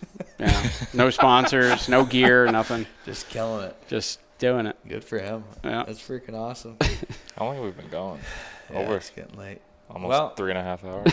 Oh, shit. Well, we knew that would happen, right? Yeah. That was kind of a given. Well, I guess we can wrap it up then if Matt's pulling the plug. Everything's still running, though. Yeah, I've been watching the card on this one. I think we got to be close. Well, that's the longest one, but, the in-person one, especially when you're having a little bit of an adult beverage, seems to go pretty long. It definitely helps the conversation. Yeah. We should do one at Huntstock. Oh, God. We'll be up all night. Yeah. We'll do that, though. Yeah. We'll do that for sure. We got lots of headsets, so. Yeah, got a big fire going. We'll start like a fire ring. That's like such a good time. We'll do it. Cool. All right, guys. Well, hopefully you enjoyed that one. It went a little long, but that's okay. It was a good conversation. Do you have anything to add, Matt? No. You can do your part there. A little spiel at the end. As always, if you have any comments, any questions, we'll obviously have Jeremy on again at some point. So if you got any questions for him, leave any comments down below, or you can send us an email at justhuntclubpod@gmail.com. If you have any suggestions for guests or anything you want us to talk about, anything like that, we'll try and hit on all of that. And to reiterate what we said last week, if you have comments or suggestions, whatever, please put them in either the email or our social media, like the Just Hunt Club pod or Just Hunt Club, and don't send them to random people like my personal or someone else because like they may get missed. So send them to the Just Hunt Club stuff. That's the best way to communicate with us. That you're definitely gonna get seen and responded to. Some of the other stuff may not happen. So, do we have a current event, or do we talk about? Do we talk about a moose? What did you have? Did you have something? It was a pronghorn was poached it was in California. We don't care about California. Yeah. I think they have some big Thule out though or something like that. Yeah. Super hard to get that tag. All right, guys. Thanks for watching, and we'll see you on the next one.